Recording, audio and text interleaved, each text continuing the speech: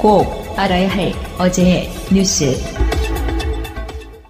청와대는 대화 동력을 살리기 위해 대북 특사 파견에 속도를 내기로 했습니다. 특사 파견 시점은 패럴림픽 개막식인 9일 전후, 즉 다음 주가 될 거라고 복수의 청와대 관계자가 말했습니다. 한미 연합훈련을 연기해둔 패럴림픽 기간, 북미 대화의 실마리라도 찾아야 한다는 판단이 작용한 걸로 보입니다. 청와대는 이르면 모레 특사단 구성과 파견 시기를 발표할 예정입니다. 대북 특사 계획은 어젯밤 문재인 대통령이 트럼프 미 대통령과 통화하면서 공개했습니다. 문 대통령은 북한 고위급 대표단과 논의했던 내용을 확인하기 위해 김여정 특사 답방 형식으로 조만간 대북 특사를 파견할 계획이라고 말했습니다. 트럼프 대통령은 북한의 반응을 미국에도 잘 정리해줬으면 좋겠다고 답했습니다. 평창올림픽 기간 김여정과 김영철을 통해 전해들은 김정은 위원장 의중을 우리가 직접 확인하겠다는 겁니다. 북미 간 중매 역할을 자처한 만큼 미국이 내건 대화의 조건, 즉 비핵화에 대해 최소한의 조치를 취하라는 설득에도 나설 걸로 보입니다. 문 대통령은 김영철 통일전선부장을 만난 자리에서 구체적인 비핵화 방법까지 제시했지만 당시 북측은 이를 경청했을 뿐 명확한 답은 내놓지 않았습니다.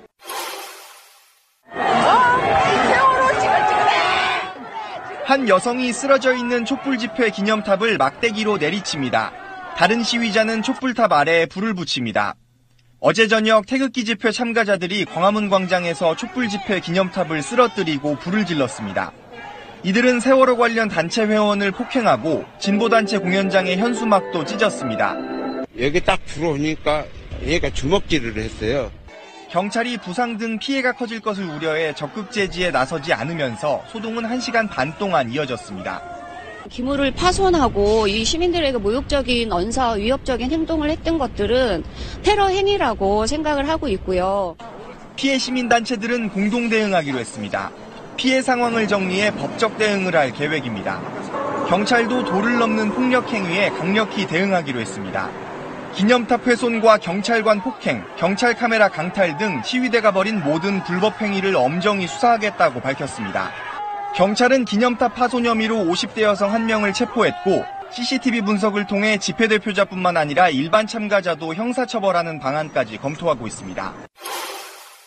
미국이 모든 수입 철강에 25%의 관세를, 알루미늄에는 10% 관세를 매기겠다고 밝혔습니다. 백악관 참모들 사이에서도 반대가 많았지만 트럼프의 의지가 강했던 것으로 전해졌습니다. 철강 산업 보호는 트럼프의 대선 공약으로 사실상 표적은 중국의 덤핑 수출이었습니다.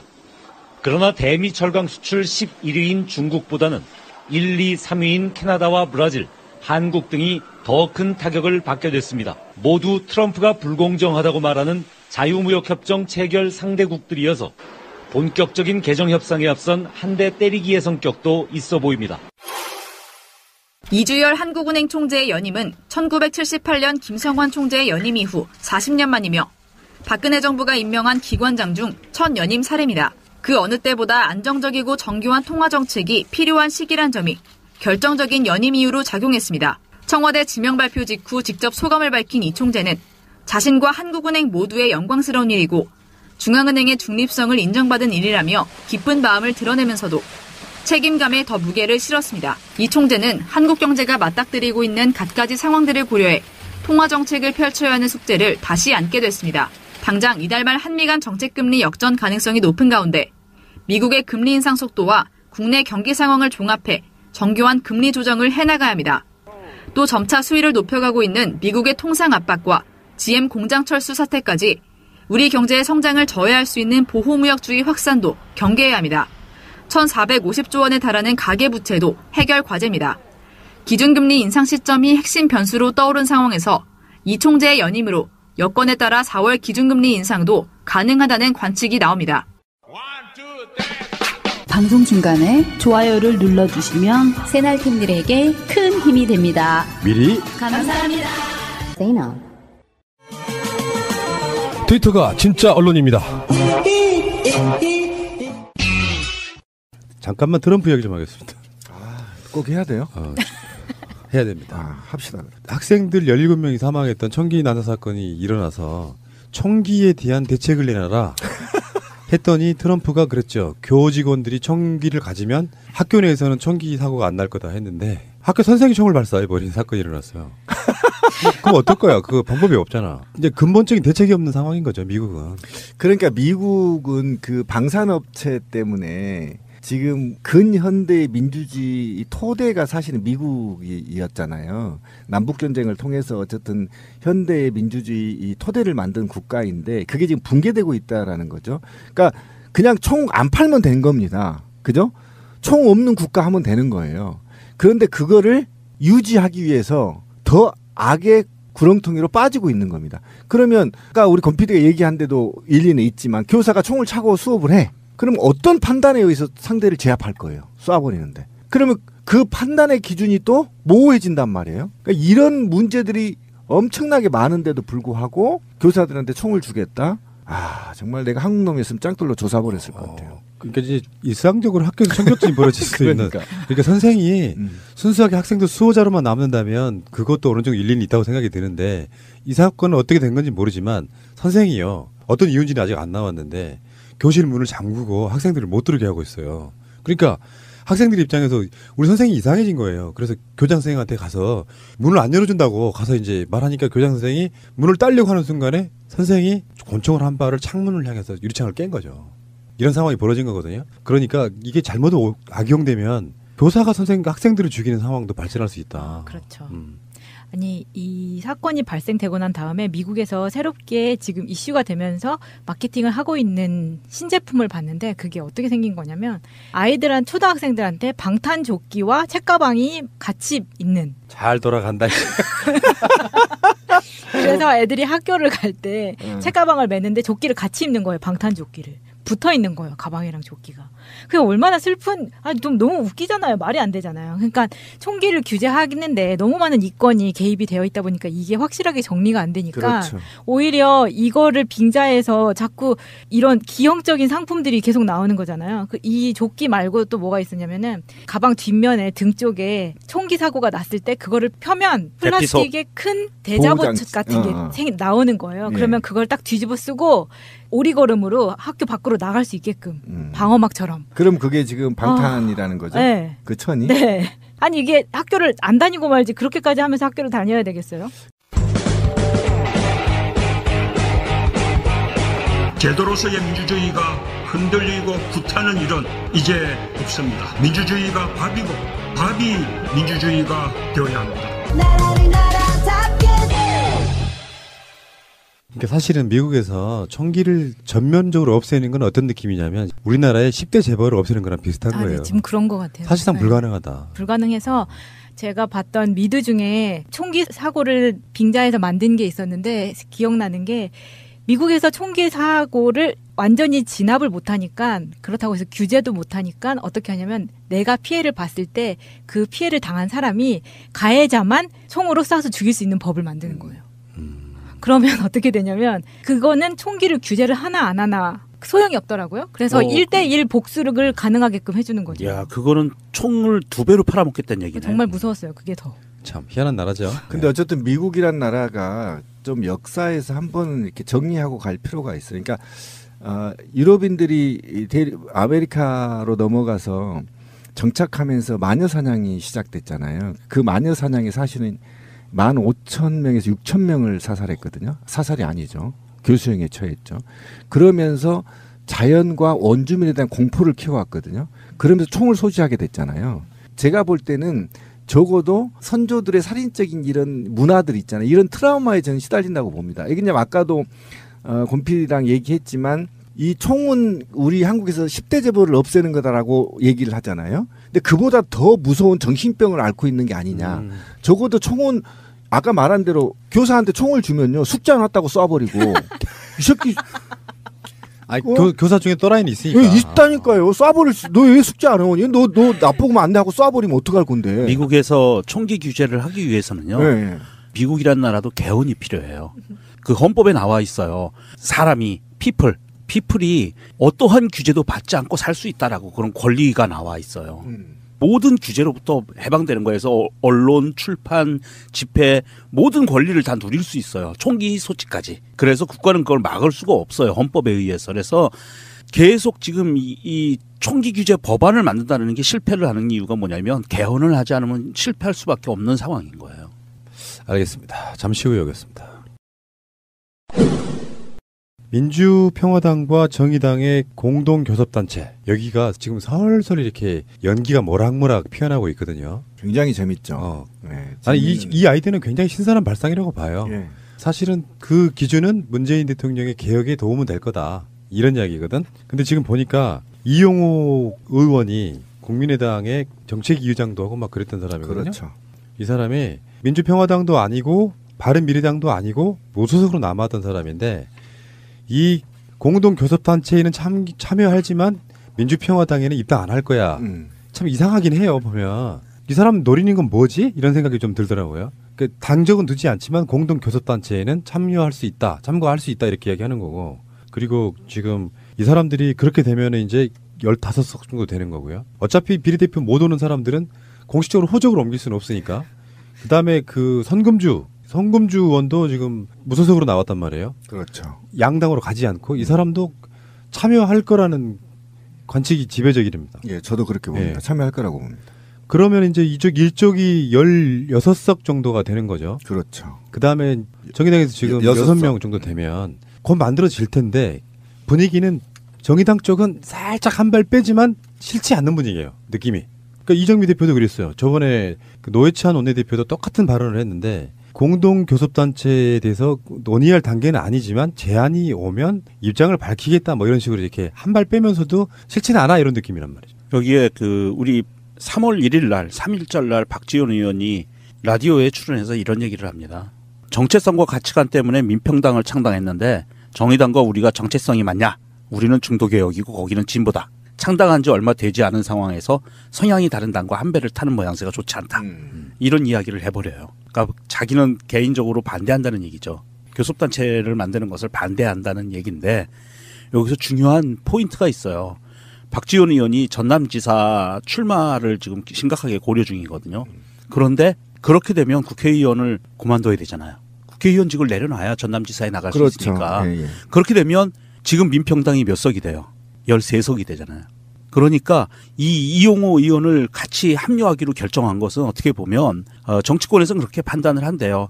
박지원 의원이 전남지사를 무난하게 나가기 위한 하나의 포석으로 이용호 무소속 의원을 합류시키고, 그러면 20석이 딱 맞는 거거든요. 이제 그런 상태를 왁구를 정해놓고, 왁구를 짜놓고 자기는 전남지사로 내려가고, 그러면서 정의당과 이 교섭단체로만 존재하게 만들고 선거연대는 손도 못 대게 하기 위해서 미리 선을 긋는 행동이 아니겠느냐라는 이야기들을 한다고 하더라고요. 왜냐하면 전남지사에 자기가 나가서 당선이 돼야 되기 때문에. 근데 그 부분은 저는 반론.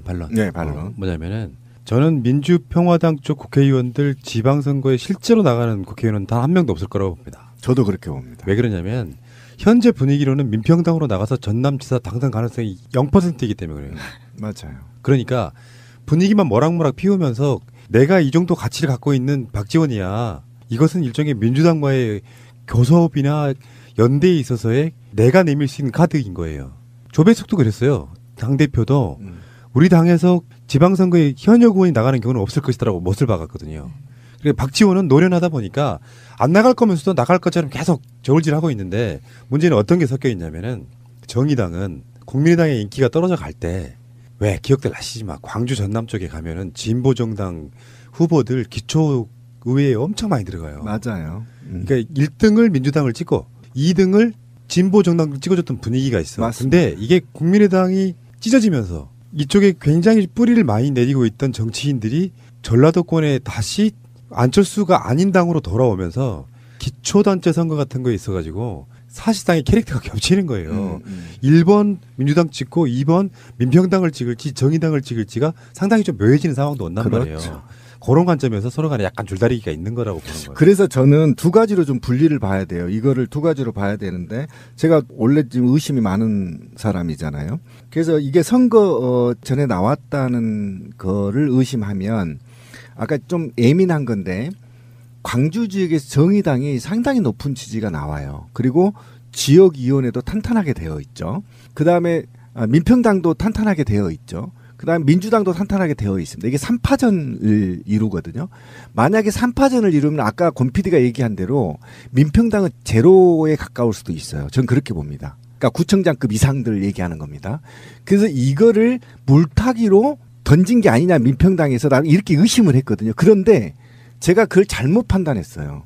이건 박지원 의원이 던진 게 아니고요. 제가 그래도 신뢰를 하고 있는 정동영 의원이 던졌다는 겁니다.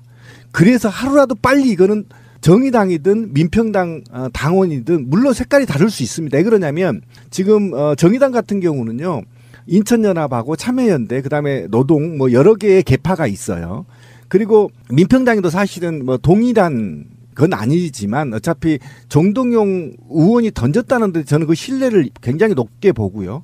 그다음에 이 던짐에서 멘트가 중요한 건데 다름과 틀림을 구분할 줄 아는 굉장히 수준 높은 정치를 지금 펴겠다는 겁니다. 왜 그러냐면 다름은 공존하는 거거든요. 그러니까 다름이라는 건 배척하는 게 아니고 공존하는 겁니다. 그런데 여기에서 양측이 주고받는 게 뭐냐면 우리는 문재인 정부의 촛불 정신을 성공시키기 위한 것이고 그 성공을 위해서 우리는 같은 것을 국회 내에서 힘을 받게 해주자는 겁니다. 그러면서 평화, 노동, 그렇죠?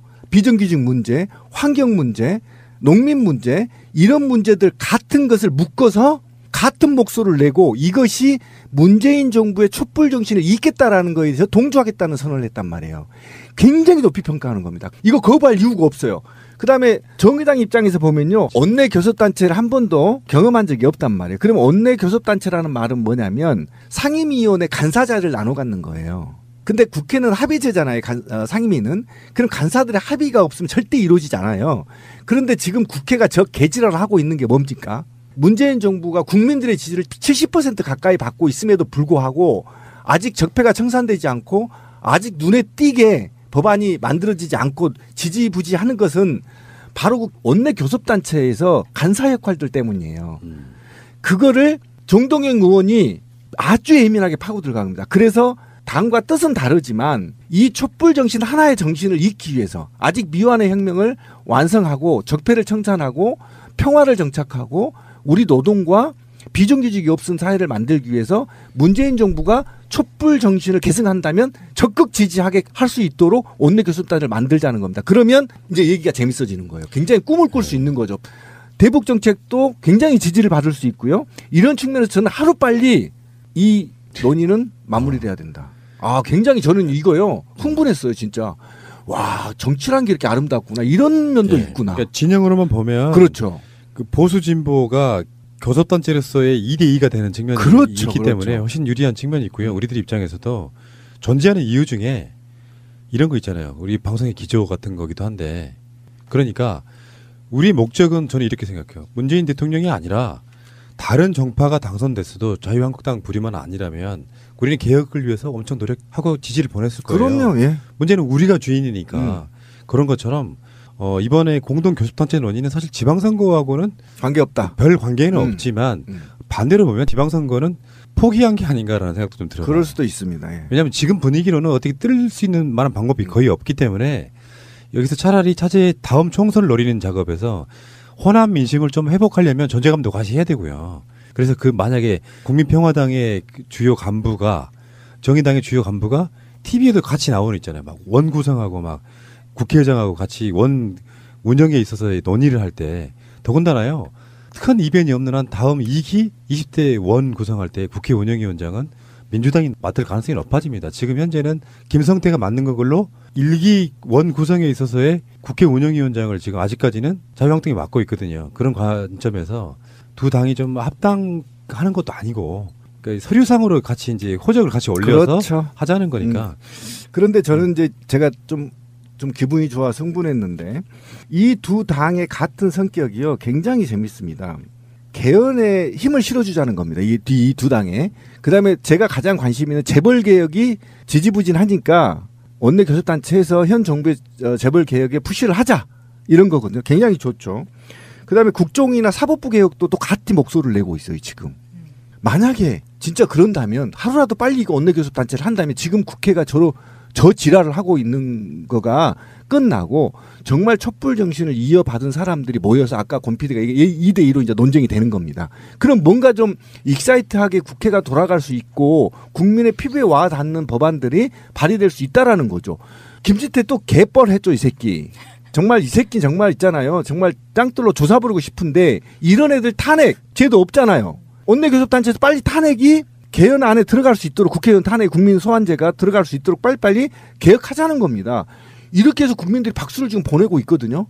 조심스러워 할 필요 없습니다. 이 두 당은 정말 빨리 좋은 안입니다. 빨리 서둘러 주십시오. 국민의 염원입니다. 전 단호하게 이딴 거 저딴 거 다 신경 쓰지 마시고 빨리 지금 촛불 정신을 이어서 이 나라를 다시 거듭 세울 수 있도록 힘을 합쳐 주십시오. 그러면 국민들은 그 보답을 반드시 이 두 당한테 할 겁니다.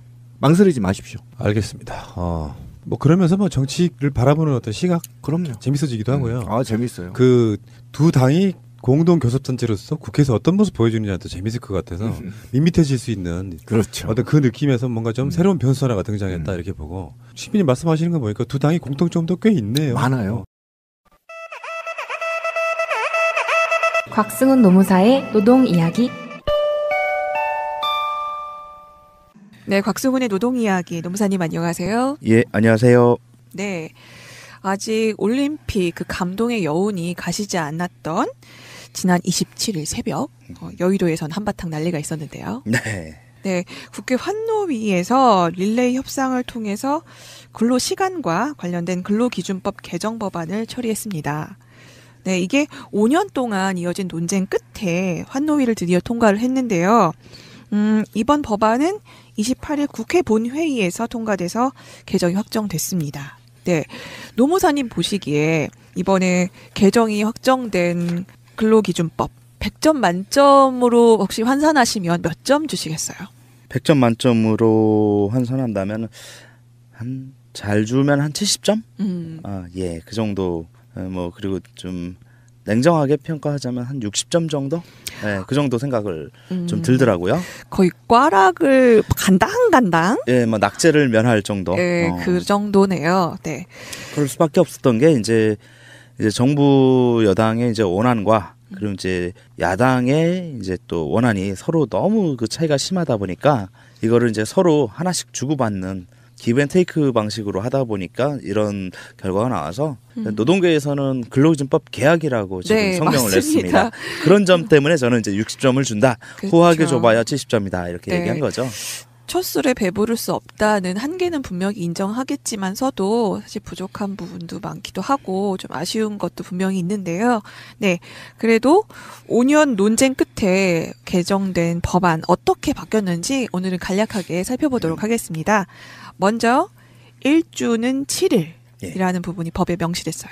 예, 이번 그 근로기준법 개정 중에서 가장 점수를 좋게 받을 수 있는 요인이 바로 이 점입니다. 근데 사실 이것도 참 웃겨요. 어떻게 1주는 7일이라는 그 상식을 법에 넣은 게 그게 가장 잘한 일인가. 그러니까 이 자체도 좀 웃기거든요. 1주를 7일이라고 안 넣어서 사람들이 7일인지 몰랐던 건가요? 그러니까 이거는 참 우리가 그 삼척동자라고 하죠. 삼척동자도 1주는 7일이라는 것을 다 아는 것처럼 국민 상식이란 말이에요. 근데 이 내용을 근로기준법에 포함시킴으로 인해서 뭐가 달라지는지 한번 말씀해 주세요. 예, 지극히 상식적인 이걸 왜 굳이 그 법에 넣어야 됐느냐 이 생각부터 해야 되는데요.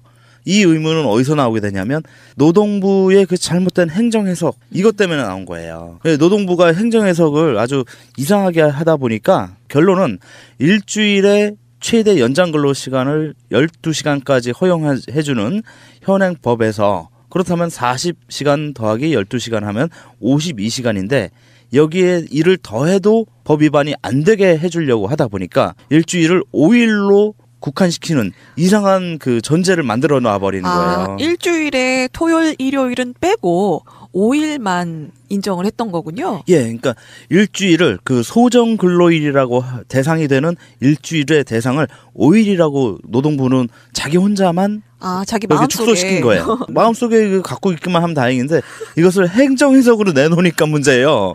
그러니까 마음속에 갖고 있는 건 아무런 무죄거든요. 근데 행정해석으로 이렇게 내놓으면은 이거는 그 많은 그 노동자들의 결국은 노동시간과 또 그에 따른 수당의 문제로 나타나는 거기 때문에 노동부가 진짜 큰 잘못을 한 거죠. 그러네요. 그렇다 보니까 토요일과 일요일을 법에서 연장근로의 제한 대상으로 삼는 요일에서 빼버리니까 나머지 토요일, 일요일도 각각 8시간까지는 더 일을 할 수가 있다라는 요상한 논리가 나와서 52시간 더하기 8시간 더하기 또 8시간 하면 일주에 최장 68시간까지 일을 시키더라도 법 위반이 아니게 되는 거예요.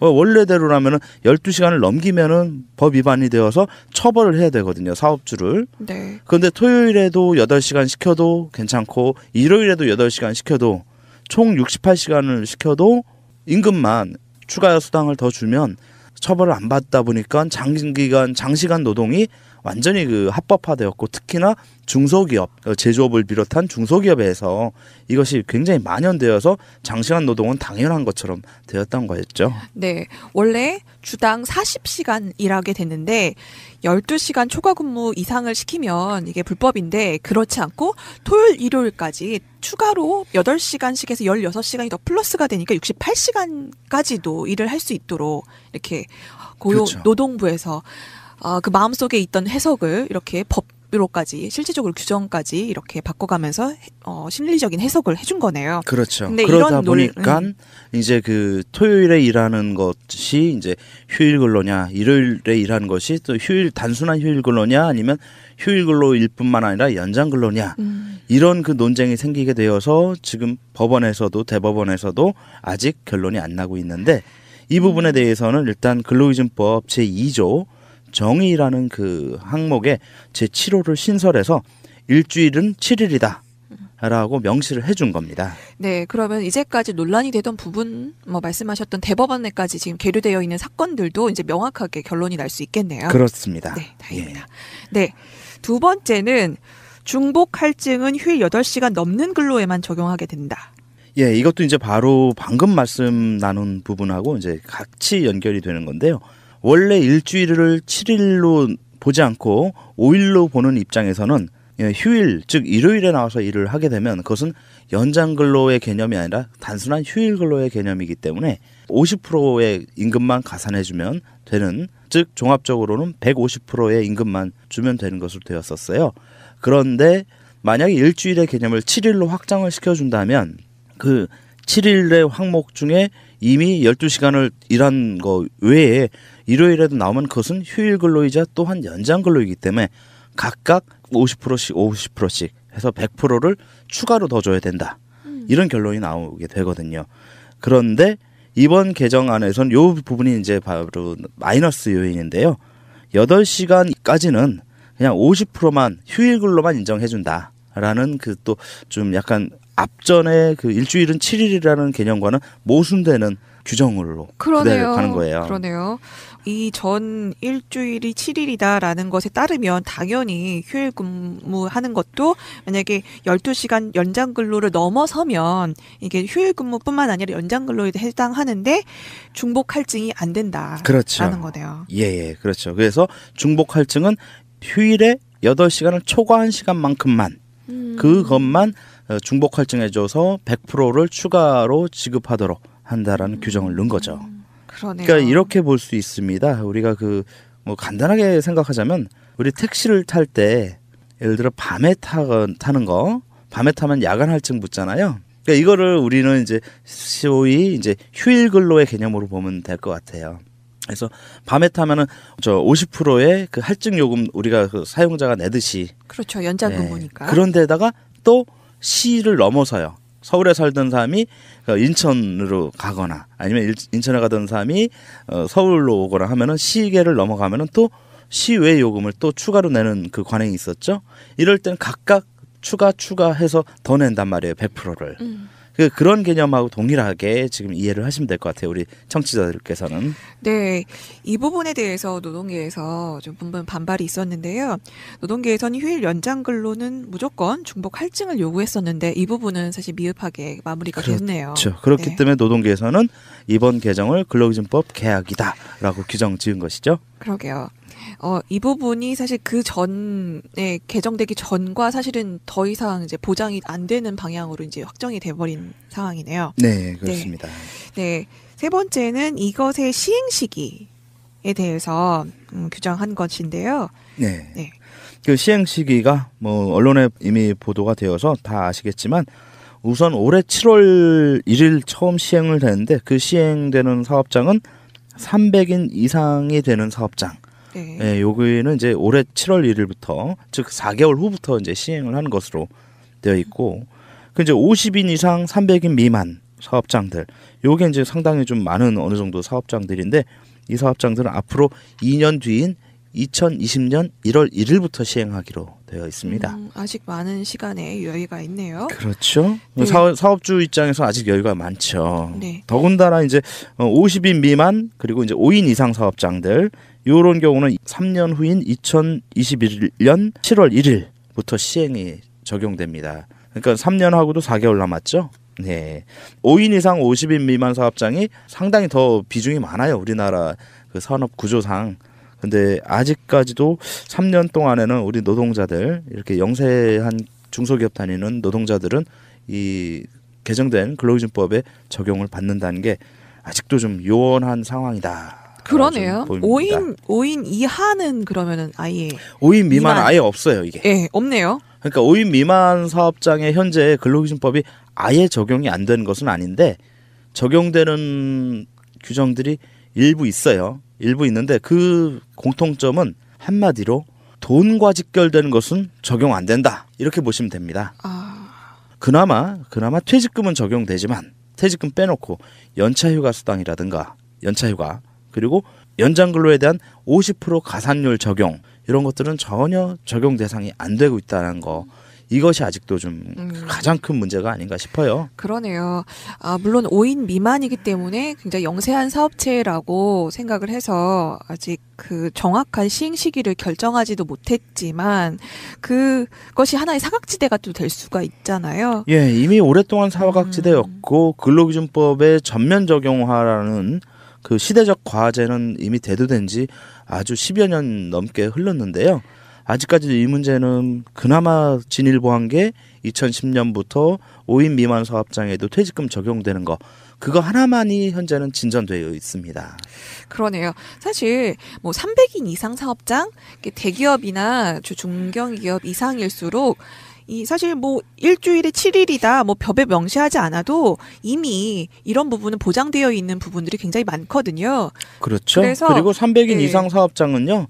어느 정도 노동조합 그 조직률이 어느 정도 평균 이상 다 돼요. 그렇죠. 그렇기 때문에 이렇게 열악한 상황인 곳이 적은데 오히려 보장하고 법에서 보호해줘야 될 사람들이 영세한 기업일수록 더 많은데 오히려 이 부분이 좀 부익부 빈익빈 노동자 월급에서도 좀 차이가 나는 그런 요인이지 않을까 싶네요. 그렇죠.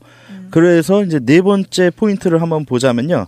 여기에서 이제 한번 이제 친노동 입장에서는 좀 열받을 수 있는 부분인데요. 근로시간의 이제 제한, 이제 68시간에서 52시간으로 제한하는 이러한 진일보를 이뤘다라고 자평하려 하더라도 안 되는 게 30인 미만의 노동자를 사용하는 소기업은 일주에 52시간을 넘어서 추가로 8시간을 더 연장 근로를 하도록 한시적으로나마. 한시적이요? 예. 언제까지요? 예, 요것은 이제 2022년 12월 31일까지는 일단 적용한다고 현재는 돼 있습니다. 어휴, 아직도 멀었네요. 예, 앞으로도 4년 동안은 30인 미만의 사업장의 노동자들은 즉 60시간, 한 주에 최대 60시간씩 일을 시켜도 법 위반이 아니도록 해준다 이 얘기인데 이게 참. 정말 아니 왜 그 사업장 규모가 적은데 노동자들을 더 보호해줘야 되는 것이 노동법의 취지인데 적은 사업장의 노동자들이 더 지금 보호를 못 받는다는 느낌적인 느낌이 들죠? 이건 느낌적인 느낌은 아닌 것 같아요. 좀 되게 가슴이 아프네 이거.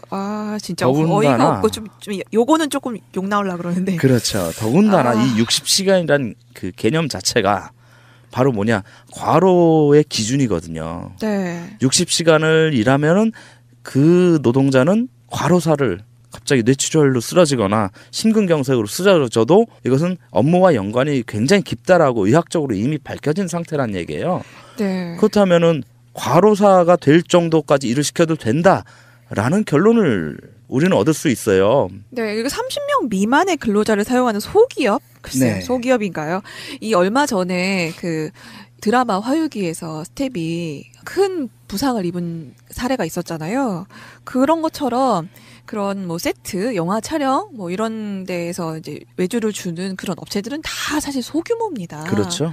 근데 이것도 하청업체다 보니 갑을 관계에 있는 권력 관계에서 어쩔 수 없이 하라면 해야 되는 뭐 야간 근무든 연장 근무든 상관없이 막 해야 되는 이런 분들이 사실은 이 부분이 보장돼야 될 부분이 말씀하신 대로 딱 정말 30명 미만의 근로자를 사용하는 소기업 딱 요분들이에요. 그렇죠. 30명 미만 기업이 사실 대한민국 그 기업의 대다수예요, 사실은. 그러니까요. 30명 이상 되는 기업보다 미만 되는 기업이 압도적으로 훨씬 많거든요. 결론적으로 대다수의 노동자들은 과로사가 허용되는다. 이 얘기가 되는 거예요. 이상하게도. 대다수 노동자들은 과로사가 허용됩니다. 네. 뭔가요? 참. 과로사 할 때까지 일 시켜도 된다. 이거 과연 이래도 될까 싶어요. 개정이 됐는데도 불구하고 영 아니네요. 네. 근데 이 부분에서 연장 근로를 해야 되는 사유와 그 기간 초과해서 일하는 근로자의 범위는 미리 근로자 대표와 서면으로 합의해야 된다라고 써 있긴 한데요. 예, 그렇긴 한데 우리 법에서 뭐 근로자 대표와 서면 합의라는 조항이 몇 군데 있지만 이게 사실 노동조합, 그 민주적인 노동조합이 있는 사업장이 아니라면 근로자 대표는 사실은 이건 그러면 유명무실하죠. 유명무실하죠. 사업주를 위해서 써라, 사인해라. 근데 안 하겠다고 하는 사람이 누가 있겠어요? 안 하면 아예 일을 안 주는데. 그렇죠. 예. 사실 이거는 좀 빛 좋은 개살구에 불과하고요. 사실상 뭐 사업주가 일단 30인 미만 사업장은 2022년 연말까지는 주 60시간씩 일을 시켜도 되고 그렇게 일하다가 노동자는 진짜 과로사의 위험에 내몰릴 가능성이 얼마든지 있다라는 점이 상당히 좀 걱정되네요. 좀 60시간 너무 심한 거 아닌가 이런 생각이 들어요. 네. 네, 5번째입니다. 59조 근로시간 특례의 규정 재정비. 네. 이 근로기준법 59조가 저희가 이렇게 노동 이야기에서도 한번 언급했지만 이게 노동자 자유이용권이거든요. 특정 그 업종에 종사하는 노동자들의 경우는 근로시간에 제한 안 받고 연장 근로를 막 무기한시켜도 된다. 이게 이제 그 근로기준법 59조라서 대표적인 독소 조항이었죠. 그래서 작년도에 뭐 이제 경부고속도로의 그 시외버스 사고 이런 것 때문에 더 사회가 됐는데 그 덕분인지 일단은 그 중에서 이제 그 노선버스 업종은 일단 그 연장 근로의 제한을 받는 업종으로 이제 편입이 되었어요. 네. 지금 업종을 보니까요. 노선버스 운수업 중에서도 이제 노선버스 다른 부분이 말고 네. 그렇죠? 영화 제작이나 흥행업, 통신업, 교육연구 및 조사 사업이나 광고업 이 부분이 그동안 특례 업종이었는데 그것에 대해서 이제 제외가 되는 업종이 됩니다. 근데 보니까 이제까지 좀 논란이 됐던 그런 뭔가 문제가 불거졌던 그런 부분만 겨우겨우 빠져나온 것 같아요. 네, 그렇죠. 예, 그래서 현재 이제 그 개정 법령으로 해서 최종적으로 남는 그 근로 시간의 제한을 받지 않는 특례 업종은 육상, 해상, 수상, 운송업들. 그래서 육상 운송업은 이제 다시 육상 운송 및 파이프라인 운송업으로 나누이고요. 그리고 이제 수상 운송업, 대표적으로 이제 배로 이제 물건 나르는 그런 일이겠죠. 그리고 항공 운수업, 그리고 이제 또 기타 운송 관련 서비스업들, 그리고 이제 보건업 이렇게 5개 종목만 남겨놓고 나머지는 전부 다 이제 근로 시간에 제한을 받는 그런 그 업종으로 다 편입이 된 것입니다. 네, 그 전에 기존 적용 대상이었던 의료 및 위생사업, 접객업, 소각 및 청소업, 이용업도 보건업이라는 내용으로 포괄적으로 규정돼 축소가 예상된다라고 써 있는데 아직은 그러면 축소된 것이 확정된 건 아닌 거네요. 네, 그렇죠. 그래서 이 부분은 이제 그 대통령령에서 이제 자세 추가적인 조치로 정확한 그 업종의 이제 제한을 구분을 좀 둬야 될 것으로 좀 보여지는데 아무튼 이렇게 좀 업종이 차근차근 좀 폐지돼야 되는 것이 단순히 근로시간의 제한을 안 받는 것 정도가 아니라 중요한 것은 휴게와 휴일도 적용을 안 받는다는 것 때문이거든요. 네, 지금 보니까 노선버스, 영화 제작, 뭐 이런 걸 보니까 그동안 정말 사회적으로 문제가 됐던 그 부분은 워낙에 국민들의 관심이 쏟아졌기 때문에 뭔가 하는 척은 해야겠고 그렇죠. 완벽하게 또 개정하긴 또 지금 당장 하기에는 그렇고 해서 좀 유예해 놓은 듯한 뭔가 약간의 생색내기성으로 뭔가 이름은 걸어 넣지만 확실하게 보장은 안 되는 그런 느낌이에요. 네. 또 4번에서 같이 한번 살펴본 것처럼 30명 미만의 근로자들에게는 또 그대로 또 연장 근무가 예외적 허용이 되고 있잖아요. 네. 이 같은 업종이라도 상관없이 어쨌든 30명 미만의 근로자가 고용되어 있는 소기업은 또 예외적으로 연장 근무할 수 있는 거잖아요. 네, 그렇죠. 그렇기 때문에 아직 좀 근로시간 단축이라는 그 시대적 과제에는 좀 그래서 부족한 점이 좀 아직도 많다라고 그러네요. 좀 느껴지네요. 꽈락인데 이거 보면 네. 네, 6번 보시면 네. 특례 규정 위반 시 처벌은 어떻게 되나요? 예, 그래서 이제 그런 특례 규정 59조에 재정비된 규정에 의해서 아직도 근로시간과 휴게, 휴일의 제한을 받지 않는 업종이라 하더라도 근무가 종료된 다음에 다음 근무까지 중간에 최소한 11시간 이상을 연속해서 휴게 시간을 부여해야 된다라는 조항은 두었습니다. 네. 예, 이게 이제 최소한 사람이 근무하고 나서 다음 근무까지 최소한 8시간은 잘 수 있는 수면을 취할 수 있는 이런 시간을 주라 이런 그 취지인데요. 요거는 이제 어길 때 이럴 때 이제 2년 이하의 징역이나 2천만 원 이하의 벌금에 처해질 수 있다라는 이제 규정을 함께 적용을 하게 됐는데요. 이게 제대로 제 생각에는 아무래도 좀 힘을 발휘하려면 2년 이하의 징역이 아니라 2년 이상의 징역으로 바꿔야만 이게 어느 정도 좀 강제성이 생기지 않을까요? 그러게요. 노무사님과 이제 계속 이제까지 노동법 이야기 많이 나눠봤는데요. 사업주들이 이 노동법을 별로 무서워하질 않아요. 그러면 네, 아무리 물론 2년 이하의 징역, 2천만 원 이하의 벌금 조항이 있지만 실질적으로 바로 인신구속이 안 되거든요. 그렇죠. 그리고 벌금 내더라도 벌금이 뭐 2천만 원 이하의 벌금이라고 하면 사실 2천만 원 나오는 게 아니거든요. 그렇죠. 대부분은 한 1, 200 정도 선에서 이내의 범위에서 끝나요. 맞아요. KTX 같은 경우도 아주 최소한으로 시켜야 되는 안전교육도 지금 안에서 위반해서 받는 벌금이 노동자들한테 지급하는 임금보다 더 그렇죠? 적으니까 그렇죠. 안 하고 있거든요. 예, 그렇죠.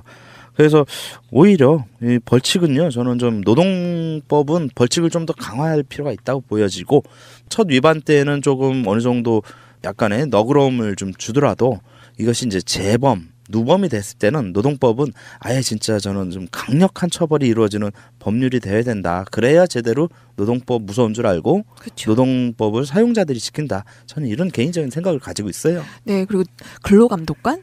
이분들의 좀 권한도 좀 더 세졌으면 좋겠다는 생각이 듭니다. 그렇죠. 예, 그리고 근로감독관이 좀 더 노동자들의 입장을 좀 더 대변하는 노동경찰이 되려면 근로감독관에게 권한도 강화하지만 책임도 좀 강화해야 돼요. 그렇죠. 예, 그래서 근로감독관으로서의 의무를 방기하거나 노동자들에게 불리한 쪽의 그런 그 행정 처리를 했을 때는 그 근로감독관에게도 일정 정도의 좀 페널티가 좀 강력한 게 있어야지 않겠나 싶어요. 네, 마지막으로 7번째입니다. 관공서 휴일 규정 민간에도 적용됩니다. 예, 지난주에 제가 우리 노동자들이 빼앗긴 공휴일이라고 했죠? 맞습니다. 예, 근데 이제 바로 이제 다시 찾게 되었습니다. 네, 법정 공휴일이 이 관공서 공휴일이던 것이 이게 전면적으로 민간에까지 적용돼 있는 것으로 되었습니다. 네, 그래서 근로기준법 제55조에는 이제 주휴일의 규정만 있어요. 근데 지난주에도 말씀드렸다시피 처음 제정되었던 근로기준법 45조에도 제1항에는 주휴일이 규정돼 있고 제2항에는 그 공휴일이 관공서의 공휴일이 근로일로 인정되도록 그렇게 돼 있었는데 그 조항이 완벽하게 다시 살아나서 제2항에 관공서의 공휴일에 의한 규정에 의한 공휴일을 유급 휴일로 한다라는 규정이 이제 신설된 것입니다. 네, 그렇긴 한데요. 이것도 시행 시기가 각자 다르네요. 그렇죠. 이것도 마찬가지입니다. 이것도 이제 특히나 이거는 더 좀 약간 열이 좋았다가 열을 받는 게요. 일단 300인 이상 사업장도 당장 시행하자는 게 아니에요. 2020년이요? 예, 내후년부터 시행한다는 거예요.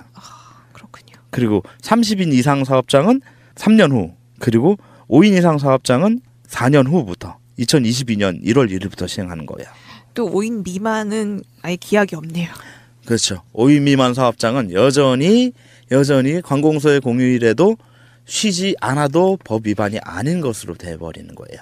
그러다 보니까 이 5인 미만 사업체에 종사하는 우리 그 전체 노동자가 약 한 570만 명 돼요.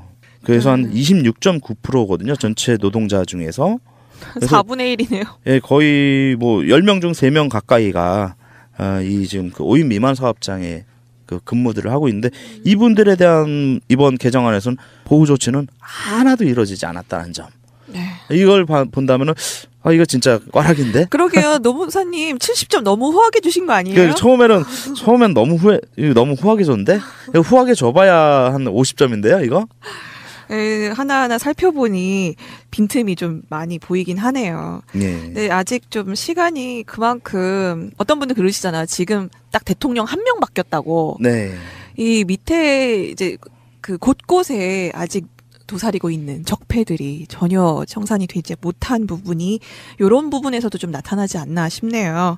저는 이번 그 노동법 그 개정, 근로기준법 개정 그 협상 보면서 이 행정 권력은 잡았어도 의회 권력을 못 잡으니까 이렇게 좀 더 친노동적인 정책들을 입법화하지 못한다라는 것을 다시 한번 좀 절감을 했어요. 그러네요. 예, 결국은 입법권이 중요한데 입법 권력, 즉 국회의원의 수를 얼마나 많이 친노동자적인 정당들이 가져가느냐, 이게 다시 한번 중요하다는 거 뼈저리게 느꼈습니다. 그러네요. 정말 투표 선거 정말 잘해야겠다는 생각이 다시 한번 불끈 듭니다. 네. 사실 문재인 정부로 이제 교체가 되고 나서 굉장히 기대가 컸습니다. 저희가. 그러다 보니까 아직 이런 그 노동법 개정에 대해서 성이 정말 안 차는 건 사실이기도 하고요. 아직 앞으로 개정해 나가야 되고 저희들의 적폐 청산과 걸림돌들을 많이 우리 능력으로, 우리 노력으로 각자 만들어낼 길이 아직 멀었진 않았나 싶습니다. 네. 그럴수록 저희가 하나하나 다 살펴보고 꼼꼼하게 또 들여다보고 또 투표나 선거에 반영해야겠죠. 네. 노무사님 오늘 말씀 고맙습니다. 네, 감사합니다.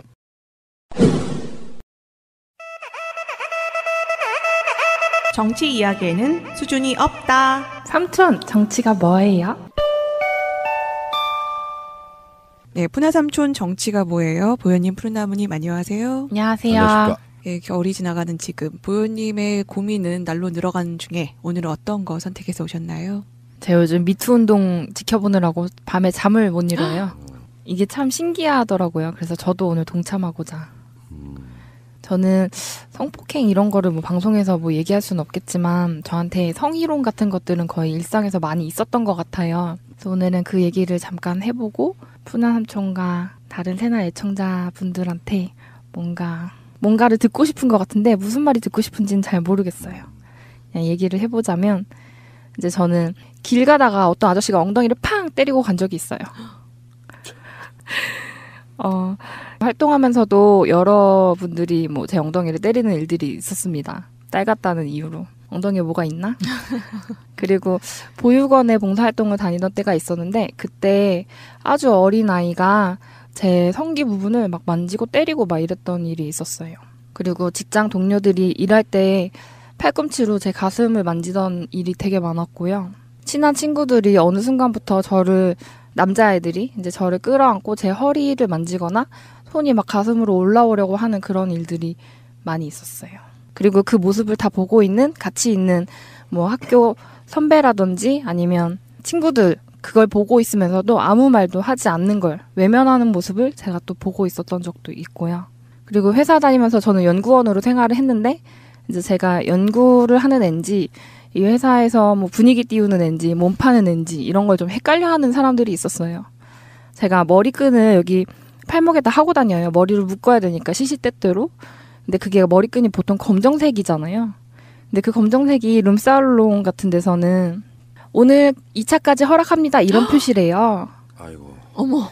그래서 저보고 너 머리끈 그거 손목에다 하고 다니는 거 무슨 뜻인지 알아? 이러면서 너 왜 검정색 하고 다녀? 이거 나한테 보내는 신호야? 막 이렇게 얘기하던 직장 상사들이 있었습니다. 이렇게 저도 오늘 새날을 통해서 뭔가 작은 고백을 해보고 싶었고요. 무슨 말을 듣고 싶은지 모르겠는데 그냥 이렇게 얘기를 하고 싶었어요. 네. 미투 운동을 바라보면서 대한민국의 여성으로서 한 20년 이상 산 사람들이라면 저는 누구든지 사실 할 말이 있을 거라고 봐요. 한 명도 저는 정말 예외가 없이 한 번쯤은 가볍게도 겪은 적이 있지 않을까 싶은데요. 분하님이 어떤 말씀을 해주실까 또 궁금하네요. 뭐 질문이 없는데 답을 어떻게 합니까? 그러게요. 질문이 하자면 이제 이런 거예요. 저는 이걸 계속 말하고 싶은데 이걸 왜 말하고 싶은지, 이걸 말함으로 인해서 뭐가 좋을지 이런 것들을 잘 모르겠어요, 사실. 저도 고민을 많이 하고 있죠. 방송에 이제 편성을 그 선택과 집중 차원에서 일부러 많이 하고 있지는 않거든요. 왜냐하면 우리가 안 해도 많이 하고 있거든.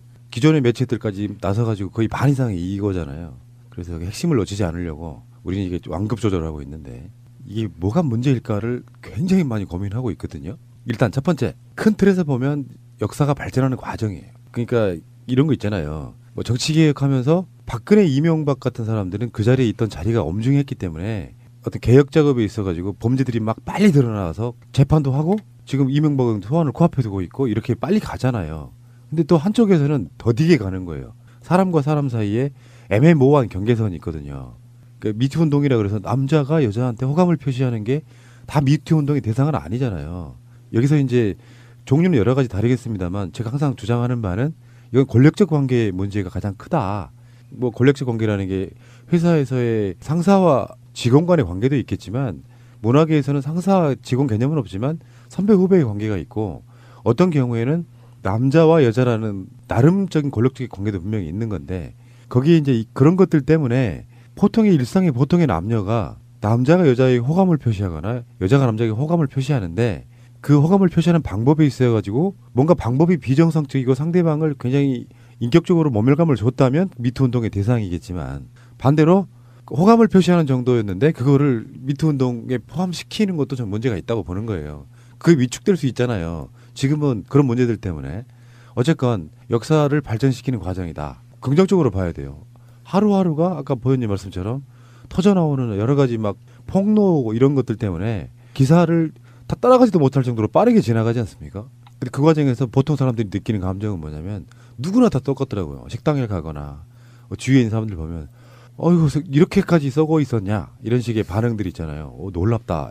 그런데 거기에는 분명히 관행이라는 게 분명히 있었을 거예요. 그게 예전에는 일종의 풍류, 멋으로 통하던 뭐 이를테면 그 예술가 집단의 모 시인 같은 분들은 아마 그게 기행 뭐 이렇게 사람들이 박수 쳐주고 막 그랬던 지점들이 있었을 거예요. 근데 그게 사회가 변하는 걸 따라가지를 못하고 계속 거기에 그냥 고착돼 있는 상태로 바뀌질 않으니까 그보다 훨씬 나이가 젊으신 분들은 이해를 못하는 거예요. 그러면 어떻게 할 거냐. 그 과정에서. 그게 이제 발전하는 과정이라는 거죠. 습관처럼 몇십 년 해왔던 그 행위를 당사자는 바꿀 생각이 없었어요. 왜냐? 자극이 없었기 때문이지. 하지 마세요라는 말이 없었기 때문에 이게 굉장히 자기 깐에는 멋이라고 생각했던 거예요. 그래서 이런 운동을 계기로 사회의 구성원들이 나부터 반성을 해야 돼요. 본인부터 반성을 해야 되죠. 나는 부지부식간에 남자로서 또는 뭐 여자도 마찬가지일 수 있어요. 남자로서 여자로서 이렇게 상대방이 기분 나쁠 만한 말이라도 해본 적이 없는가. 저도 요즘에 그 생각을 되게 많이 하는데 상대방들이 기분 나빠하지 않을 거야라고 생각하고 막 질러놓고 보면 오버하고 그래서 인상을 찌푸리지만 분명히 여기 계신 두 분도 그거 하지 마세요라고 말 못했을 가능성이 있다고 생각이 들어서 굉장히 조심스러워진 거예요. 무슨 말을 이렇게 함에 있어가지고. 그게 사회 구성원들이 사람을 대하는 데 있어서는 다른 게 기준이 없다. 상대방이 기분 나빠할 수 있는 말은 하지 않는 거다. 그게 미투 운동과 관련 지어가지고 조금만 더 나가보면 어떻게 될 수 있냐면 우리가 방송으로 여러 번 한 이야기 있잖아요. 사람을 만났는데 인사말 같은 게 에티켓으로 준비가 안 돼서 상대방 단점을 눈에 들어오는 것만 그걸로 말하더라. 그것도 상대방에 대한 폭력이에요. 알고 보면. 근데 지금까지 사람들은 그거를 에이 그 정도 가지고 뭘 기분 나빠하세요라고 그냥 이에서 치부해 왔단 말이에요. 내 위주로 생각해 왔기 때문에 그런 거죠. 근데 이를테면 상대방한테 좋은 말 예쁜 말해서 기분 좋게 만들어주자는 운동이 있다면 어떻게 성적인 희롱 모욕 이런 것들이 말로 나올 수 있겠어요. 그러니까 그렇게 사회적으로 전부 다 좀 바뀌어 나가야 되고 이제 뭐 일부 무슨 연기자 겸 교수였던 분 같은 경우는 저는 그런 구조는 곰곰이 생각을 해봤는데 그건 범죄가 맞습니다. 왜 그러냐면 그건 학생들 입장에서는 저항이 불가능한 상황이에요. 왜냐하면 직장도 아니야. 직장도 마찬가지겠지만 학생은 입시를 봐서 학교를 들어가잖아요. 근데 교수한테 잘못 보이면 점수도 안 나올 뿐더러 그 교수가 나를 이렇게 찍었을 때 밥줄이 막힐 수도 있다는 여러 가지 생각들이 도저히 저항을 할 수 없는 상태에서 저는 그 조민기 같은 경우는 밖으로 드러나지 않는 진짜 범죄성인 경우가 훨씬 더 많을 거라고 생각해요. 그러니까 성희롱, 성추행 정도가 아닌 그보다 훨씬 더 상황이 좀 심각한 것들은 아예 밖으로 드러나지 않는 경우가 훨씬 많을 거라고 생각하는데 한번 범행에 성공하고 나니까 어떤 반응도 없는 거예요. 내 권력이 너무나 완고하기 때문에. 그러니까 이게 습관화된 케이스라고 보는 거거든요. 이런 경우는 굉장히 단죄를 받아야겠죠. 네, 조금 첨언을 하자면 저는 이게 미투 운동이 굉장히 좋은 시그널이라고 생각을 하거든요. 이게 저희가 촛불 혁명으로 인해서 정말 저항 정신이 뭉쳐서 이 정권을 바뀌어냈고 정말 뭐든지 그 불의에 저항하는 이런 마음이 조금씩 싹트면서 그동안 당해왔던 말씀하셨던 뭐 관행이니 뭐 이제까지 당연시 권력에 대해서 그냥 순종하고 복종하던 것들이 이제야 하나 둘씩 저항하는 마음이 생기면서 고백이랄까요? 이런 폭로가 이어진다고 생각을 하고요. 이게 폭로를 하면서 말을 하면서 그동안 마음속에만 담아있던 것이 이제 말을 꺼냄으로 인해서 그 사람한테 저는 힐링이 된다고 생각을 해요. 그래서 저는 이 미투 운동이 지금 이번 잠깐 뜨는 그런 운동이 아니라 앞으로도 정말 꾸준히 계속될 거라고 생각하고요. 이게 없었던 일이 갑자기 드러난 게 아니라 이제까지 아무도 말 안 하고 있던 것들이 하나둘씩 드러나는 중인 거잖아요. 사실 이거를 가지고 정치적으로 이용하는 사람들이 분명히 있어요. 정말 지금 정권에 친화적인 행동을 했던 사람들을 향해서 너희들 이랬으니까 그 사람들이 했던 모든 뭐 세월호 운동이니 뭐 이런 것까지 다 폄하하면서 정치적으로 이용하고 있는 사람들이 있는데 정말 어이가 없죠. 그런 걸 보면은 어디 돼지발정제가 입을 열어. 그런 것처럼 말도 안 되는 식으로 이용하는 사람들이 있는데 저는 이게 뭐 좌파 우파를 떠나서 또 종교계 모든 종교계 전 똑같을 거라고 생각을 해요. 뭐 지금 신부님이 논란이 되고는 있긴 하지만 그 전에 사실 기독교에는 없었습니까? 전 불교도 마찬가지일 거라고 어느 종교 어느 파 사실 아무도 자유로울 수 있는 사람은 없다고 생각하는데 이것이 이제 이야기가 점점 되면서 이제 당했던 그동안의 피해자 여성계에서는 생존자라고 말씀을 하시죠. 이제 그분들이 이제 힐링을 하고 뭔가 극복해 나가는 과정 정말 좋은 시그널이라고 생각을 합니다. 오늘 제가 새날에서 고백함으로 인해서 저도 조금 일정 부분 치료가 됐으면 좋겠네요. 맞아요. 옆에서 공감해주고 그래서 토닥토닥 해주는 사람이 있으면 그래도 조금은 마음이 풀리는 게 있거든요. 근데 이제 하나만 더 첨언하면 범죄를 지속적으로 해왔다는 측면에서 아까 그 교수는 굉장히 악질적이고요. 다 다른 거겠지만 구분도 좀 지어질 필요가 있어요. 살아오면서 어떤 사람인가는 실수를 할 수도 있거든요. 딱 한 번 그래서 만약에 그 진정성 있게 사과를 하고 그러면 그런 사람들은 또 어느 정도 여지가 있어야 된다고 봐요. 뭐 수십 년 동안 쌓아온 것들이 다 무너지는 상태에 한 20, 30년 전에 실수로 딱 한 번 그러고 그 후로 처절하게 반성하면서 잘 살아왔다면 이것과 오랫동안 지속적으로 수없이 많은 범죄를 저지른 것과도 구분이 지어져야 되는데 지금은 이제 이런 사회적 운동을 통해 가지고 사회에 그런 것을 바라보는 시각이나 문화가 상당히 많이 수준이 올라가기를 바라는 측면에서 지금은 여러 가지 비판과 비난과 여러 가지가 있지만 이 구분 지어져야 되는 부분이 분명히 있다고 생각합니다. 그런 부분을 구분하기 위해서 지금 초등학교, 중학교, 고등학교에 성평등 교육을 의무화하자는 대통령 청원이 올라갔고 20만 명 넘어서 지금 답변이 나온 걸로 알고 있어요. 사실 우리가 성평등 교육이라는 건 받은 적이 없고 성교육이라는 것을 받았는데 사실 제 또래만 해도 저는 콘돔도 못 만져보고서 졸업한 케이스고요. 지금 청소년들 같은 경우에 콘돔 씌워보고 졸업한다고 하죠. 물론 자기 몸에다 하는 게 아니라 어떤 기구 같은 거에다 해본다고 들었어요. 근데 그런 식의 성평등 교육이 있다면 예를 들어 뭐 부부간이라도 애인간이라도 상관없이 우리가 좋아서 합의해서 모텔에 들어갔더라도 중간에 싫어지면 중단해야 되는 게 사실 맞는 거잖아요. 그러니까 푸나 삼촌 얘기했듯이 둘이서 만났을 때 사람과 사람이 만났을 때 일단 기준은 그 사람이 싫어하는 행동, 그 사람이 싫어하는 말을 하지 않는 거라고 보면 그냥 그거의 연장선인 것 같아요. 이 사람이 아까는 기분이 좋아서 같이 모텔에 들어왔지만 이젠 싫다고 하면 여기선 멈춰야 되는 이제는 성폭행의 기준도 많이 올라간 거죠. 옛날에 알고 있던 통념보다. 근데 이런 거에 세상이 이렇게 바뀌고 있는데 그 따라오지 못하는 분들이 분명히 계신 것 같고 아마도 그런 분들은 정보가 아마 부족할 거예요. 너무 바쁘고 우리 월급도 적고 사느라 고민할 것들이 많아가지고 이제 그런 걸 생각해보면 삼촌 말씀대로 한 번, 두 번의 실수는 우리가 용인할 수 있는 사회가 되고 또 그 사람 아마 진정성 있게 사과할 수 있는 분일 거라고 생각해요. 두 번째 질문, 세 번째 질문 다 조민기 교수에 대한 겁니다. 아, 그래요? 그 폭로가 10건이 넘어가고 있어요, 지금. 근데 제가 이제 납득이 안 되는 부분이 이런 거예요. 그분이 딸이랑 예능 프로에 많이 나왔었잖아요. 자상한 아버지의 이미지였고 딸 가진 사람이 어떻게 다른 사람 성폭행하나. 이게 저는 납득이 안 되는 부분이에요. 이게 질문이에요. 어떻게 이 사람은 딸이 있는데 성폭행을 할 수가 있을까요? 물론 훈아 삼촌이 조민기 교수가 아니라서 잘 모르시겠지만. 조민기는 지금까지 드러난 여러 가지 유형들 중에 가장 악질입니다. 유형이 그렇다는 거예요. 정말로 저항할 수 없는 대상들을 갖고 범죄를 계속 저질러 왔던 거예요. 이 운동이 없었으면 계속 저질렀겠죠. 좀 심하게 표현하면요. 스타라고 생각하는 어떤 권력이 있어요. 그것도 스타도 권력인 게 지방대학에 교수로 내려간 현지 드라마 같은 데 출연하는 나름대로 유명한 배우.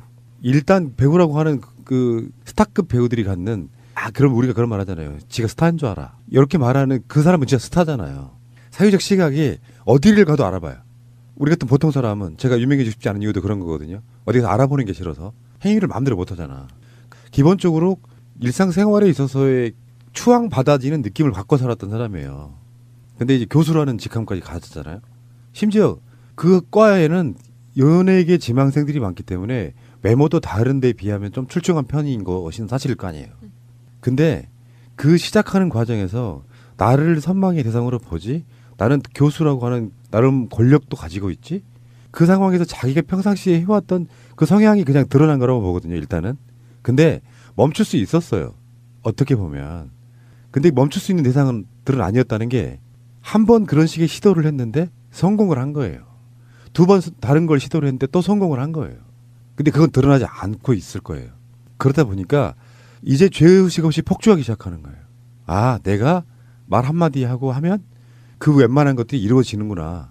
그러니까 제어할 수 있는 대상이 없다 보니까 예를 들어서 교수보다 높은 사람이거나 부인이거나 하는 사람이 그걸 알고 제지하는 상황이 오고 뭔가 학과 내에서 출렁하는 분위기가 있었다고 하면 분명히 그 사람은 거기서 멈췄을 거예요. 근데 오랜 시간 동안 저항할 수 없는 대상들로부터 여기에는 분명히 피해자만 있는 건 아닐 거거든요. 무슨 말이냐면 조민기라는 걸 통해서 뭔가 얻어낸 사람도 있을 거란 말이에요. 그런 사람들은 드러날 수가 없죠, 밖으로. 그러니까 그게 범행으로만 따지면 성공이 계속 되기 시작하니까 어느 순간에 죄의식도 없고 브레이크도 없고 계속 직진했던 거라고 보거든요. 이거는 지금까지 나온 미투 중에 가장 악질적인 범죄에 좀 가깝습니다. 그 상태를 바라보고 있으면은 스타이건 정치인이건 기본적인 인권 감수성이 있어서 뭔가 내가 사회인들에게 귀감이 되는 자리에 있으니 뭔가 좀 내 생활이 보통 사람보다 훨씬 더 투명하고 뭐랄까 투명할 것까지는 없겠지만 뭔가 더 절제해야 된다는 그런 마인드를 갖추지 않으면 스타나 정치인이나 교육자나 이런 사람들이 되면 안 된다고 생각해요. 극도에 어떻게 보면 도덕성이 요구될 수도 있는 부분이에요. 근데 전통적으로 문화 예술적은 좀 그런 부분에 개방적이었던 것도 사실입니다. 특성상 그래요. 일상적인 그런 표현이 해야 되고 내가 아는 민보현 양하고 만약에 둘이 연기자야. 평상시 때 선후배 사이밖에 안 되는데 둘이 키스신도 해야 되고 심한 경우는 배드신도 해야 돼요. 그런 것들이 일상화돼 있는 사람들한테는 누가 스톱 시켜주지 않는 한 브레이크 걸어주지 않는 한 그게 일상화돼서 계속하는 그런 구조였던 거라고 저는 보거든요. 근데 여기서 딸이 있냐 없냐는 중요하지 않죠. 그 사람한테는. 그러니까 이게 더 분내스러운 건데 내가 딸이 있으니 다른 친구들도 딸로 대한다 이런 개념이 있는 게 아니에요. 내 딸만 잘 되면 돼요. 이 사람은. 그게 문제라는 거. 그러니까 분노스러운 거예요. 그런 생각이 들다가도 쟤는 내 딸 같으니까가 아니라 조민기 머릿속에는 나는 아직도 나이가 중년의 배우지만 젊은 애들이 날 따를 정도로 나는 매력이 있는 사람이라고 생각하는데 어떻게 그걸 딸과 같이 동급으로 올려놓고 비교할 수 있겠냐고요. 그건 완전히 다른 문제라고 생각해요. 그 한국적 문화 중에 제가 제일 싫어했던 것 중에 하나가 사실 뭣도 모르는 좀 약간 마초 같은 남자들이 젊은 여자가 좋아 이런 게 있거든요. 근데 아마 제가 방송으로도 한번 이야기한 적이 있을 거예요. 여자가 되려면 40대쯤 돼야 진짜 여자 같더라. 어떤 느낌적 느낌이 대화도 되고. 근데 젊은 여자가 좋아해서 지금도 술자리 같은 데 가면 젊고 예쁜 여자 찾고 뭐 그런 거 있잖아요. 나는 지금 나이가 몇 개 먹었지만 젊은 여자랑 연애해 볼 거야. 막 이런 식의 그 젊은 여자 신드롬 이런 걸 갖고 있는 분들이 있어요. 그 사람들한테는 그냥 먹잇감인 거예요. 딸과 비교할 수 있는 대상이 아니라는 거죠. 그렇게 윤리적이고 도덕적인 게 있었다면 이 사람이 애초에 학교에 딱 들어가서 교수가 됐을 때 나는 정말 스타로서의 마인드를 다 버렸어야 된다고 생각해요. 정말 내가 배운 그 연기의 노하우를 쏟아붓는 그런 형태. 그게 좀 너무 윤리의식, 인권 감수성이 너무 없는 상태로 그러니까 교수 시킬 때요. 그냥 뭐 사회적 명망이 있다고 교수 시키는 게 아니고 저는 시험 봐야 된다고 생각해요. 테스트를 보고 그 사람의 인격을 테스트한 뒤에 해봐야 된다고 생각해요. 함부로 교원 자격을 주는 거 아니에요. 사실 초, 중, 고등학교는 그래도 시험 보고 들어가잖아요. 그런 대학은 그런 게 아니잖아요. 대학은 겸임교수네 뭐네 해가지고 학교가 채용하면 그만이잖아요. 되게 좋네요. 인권 감수성 시험 보면 좋겠어요. 그 아까 얘기하신 거 중에 그게 생각났어요. 드라마 송곳의 대사인데 사람에 대한 존중은 두려움에서 나오는 거요라는 대사가 있더라고요. 지금 조민기 교수님은 아무것도 두려워할 것이 없었던 상황이기 때문에 다른 사람을 존중할 만한 태도를 갖고 있지 않았던 거라는 생각이 좀 드는 것 같아요. 권력을 가지면 그 공감 능력이 떨어진다라는 그 기사를 봤는데 그거랑도 연결이 되네요. 네. 그래서 왕이라고 하죠. 왕. 그 그룹 내에서의 왕. 절대 권력. 제가 처음에 회사 취직했을 때 제가 사장님이랑 둘이서 일하는 일이 되게 많았어요. 근데 그것 때문에 회사에 소문이 났는데 뭐라고 났냐면 저랑 사장님이 사귄다는 거예요. 사장님은 50이었거든요. 저는 22이고 이해가 안 되는 거예요. 22이랑 50이 연애 소리 날 수가 있는 건가? 이제 그 얘기가 좀 이해가 되네요. 근데 그 관점을 이야기하시면 안 돼요. 안 돼요? 왜 그러냐면은 그건 상대가 마음에 안 들었을 때 자기가 받아들일 수 있는 자세예요. 실제로 조국 교수 같은 분이 50대를 훨씬 넘었잖아요. 근데 멋있지 않아요. 근데 제 직장 상사야. 근데 싱글이야. 좋아할 수 있죠. 그런 식으로 차별하면 안 되는 거죠. 그쵸. 또 싱글이면 괜찮았을 수도. 아니 원래 싫었던 대상이기 때문에 거기에다가 나이를 갖다 붙이신 거예요. 그런가? 그런 것 같아요. 사장님 싫었어요. 그것도 미투 고백인가요? 사장님 싫었어요. 존경하지만 싫었어요. 세 번째는 지금 조민기 교수 딸한테 공격이 가해지고 있어요. 새로운 양상인데 새롭지 않죠 사실. 야 니네 아빠가 뭐하고 다니는지 넌 아냐? 이런 댓글이 엄청나게 달리는 거예요. 그 사람 SNS, 이메일 뭐 다양한 경로를 통해 가지고 그 사람들 왜 그러는 건지 잘 모르겠어요. 아까 했던 이야기랑 연관성이 있잖아요. 너만 그렇게 잘 나가면 돼? 네 아빠는 너 같은 또래를 그렇게 했는데 아버지에 대한 분풀이 같은 거라고 볼 수 있는데 원천적으로는 그러시면 안 되는 거라고 생각해요. 그런 거 있잖아요. 네 아빠가 이런 걸로 그렇게 돈 벌어가지고 너와 네 뭐 엄마가 같이 누렸으니 너도 벌 받아야 돼. 이런 관점에서는 감정은 이해가 되나 그렇게까지 확대를 시키는 건 예를 들어 어떤 모 배우가 그게 지속적인지 아닌지는 모르지만 만약에 한 20년 30년 전에 잘못한 건 맞지만 그것을 끝없이 회개하고 피자한테 사과하고 그러면서 진정성 있게 좋은 삶을 살아왔다면 그 사람을 아예 이 사회에서 매장시키는 것이 옳은 일인가에 대한 고민을 해보고 있거든요. 실수라고 명백하게 받아들여질 만한 거를 용인하지 않고 끝까지 너 죽어라 하는 것이 맞는가 하는 생각도 해보고 있거든요. 그러니까 나중에는 그게 이제 구분 지어질 단계가 분명히 있다는 거예요. 정말 악질적인 사람. 근데 이 사람은 정말 관행이라고 느꼈을 만한 사람. 뭐 또는 아까 말한 것처럼 진짜 실수라고 느껴서 오히려 그 이후에는 삶을 좀 달리 살아온 사람. 여러 가지 형태가 있을 거란 말이에요. 근데 진보 진영에서 무슨 영화를 찍은 사람이니까 너 죽어야 돼 이런 방식으로 계속 몰아가면 그래서 제가 박근혜 이명박한테도 요즘에 방송으로도 수없이 하는 이야기가 죄를 저지른 사람들의 진정한 반성이 중요해요. 박근혜가 재판에도 안 나왔잖아요. 반성하지 않고 있잖아요. 그건 중형이 마땅합니다.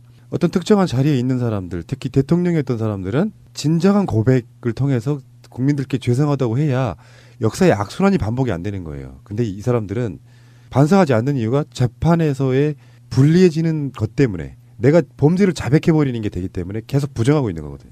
근데 그 효과는 어떻게 드러나냐면 나중에 한 줌도 안 되는 지지자들을 통해서 억울한 대통령을 만들어버려요. 그래서 계속 그게 나중에 정치 보복이라는 형태로 또 그래 우리가 정권 잡으면 네 대통령 똑같이 그렇게 해줄게 이런 방식으로 갈 수가 있기 때문에 범죄를 명백하게 저지른 사람은 직간에는 억울할지라도 스스로 반성을 해야 된다 이렇게 생각을 하거든요. 마찬가지입니다.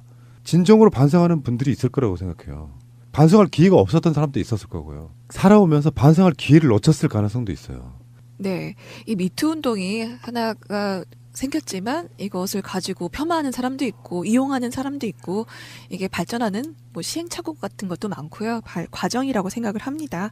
네, 많은 고민이 또 필요할 거라고 생각하고요. 고민하는 당신이 그래도 아름답습니다. 그래서 보현님이 아름다운 거고요. 저는요. 저도 고민했다고 그랬잖아요. 네, 뿌나님도 아름다우십니다. 공지가 하나 있어요. 3월 8일이 여성의 날입니다. 페미니스트의 명절이라고 불러요. 명절. 네. 여성들의 명절이라고 부르고 3월 4일, 3월 10일 앞뒤로 주말마다 행사 있으니까 각 지역마다 있으니까 한번 참석해 보시길 권합니다. 네. 네. 감사합니다. 당신의 고민이 세상을 아름답게 만듭니다. 오늘 이야기 푸나님, 보현님 고맙습니다. 고맙습니다. 감사합니다.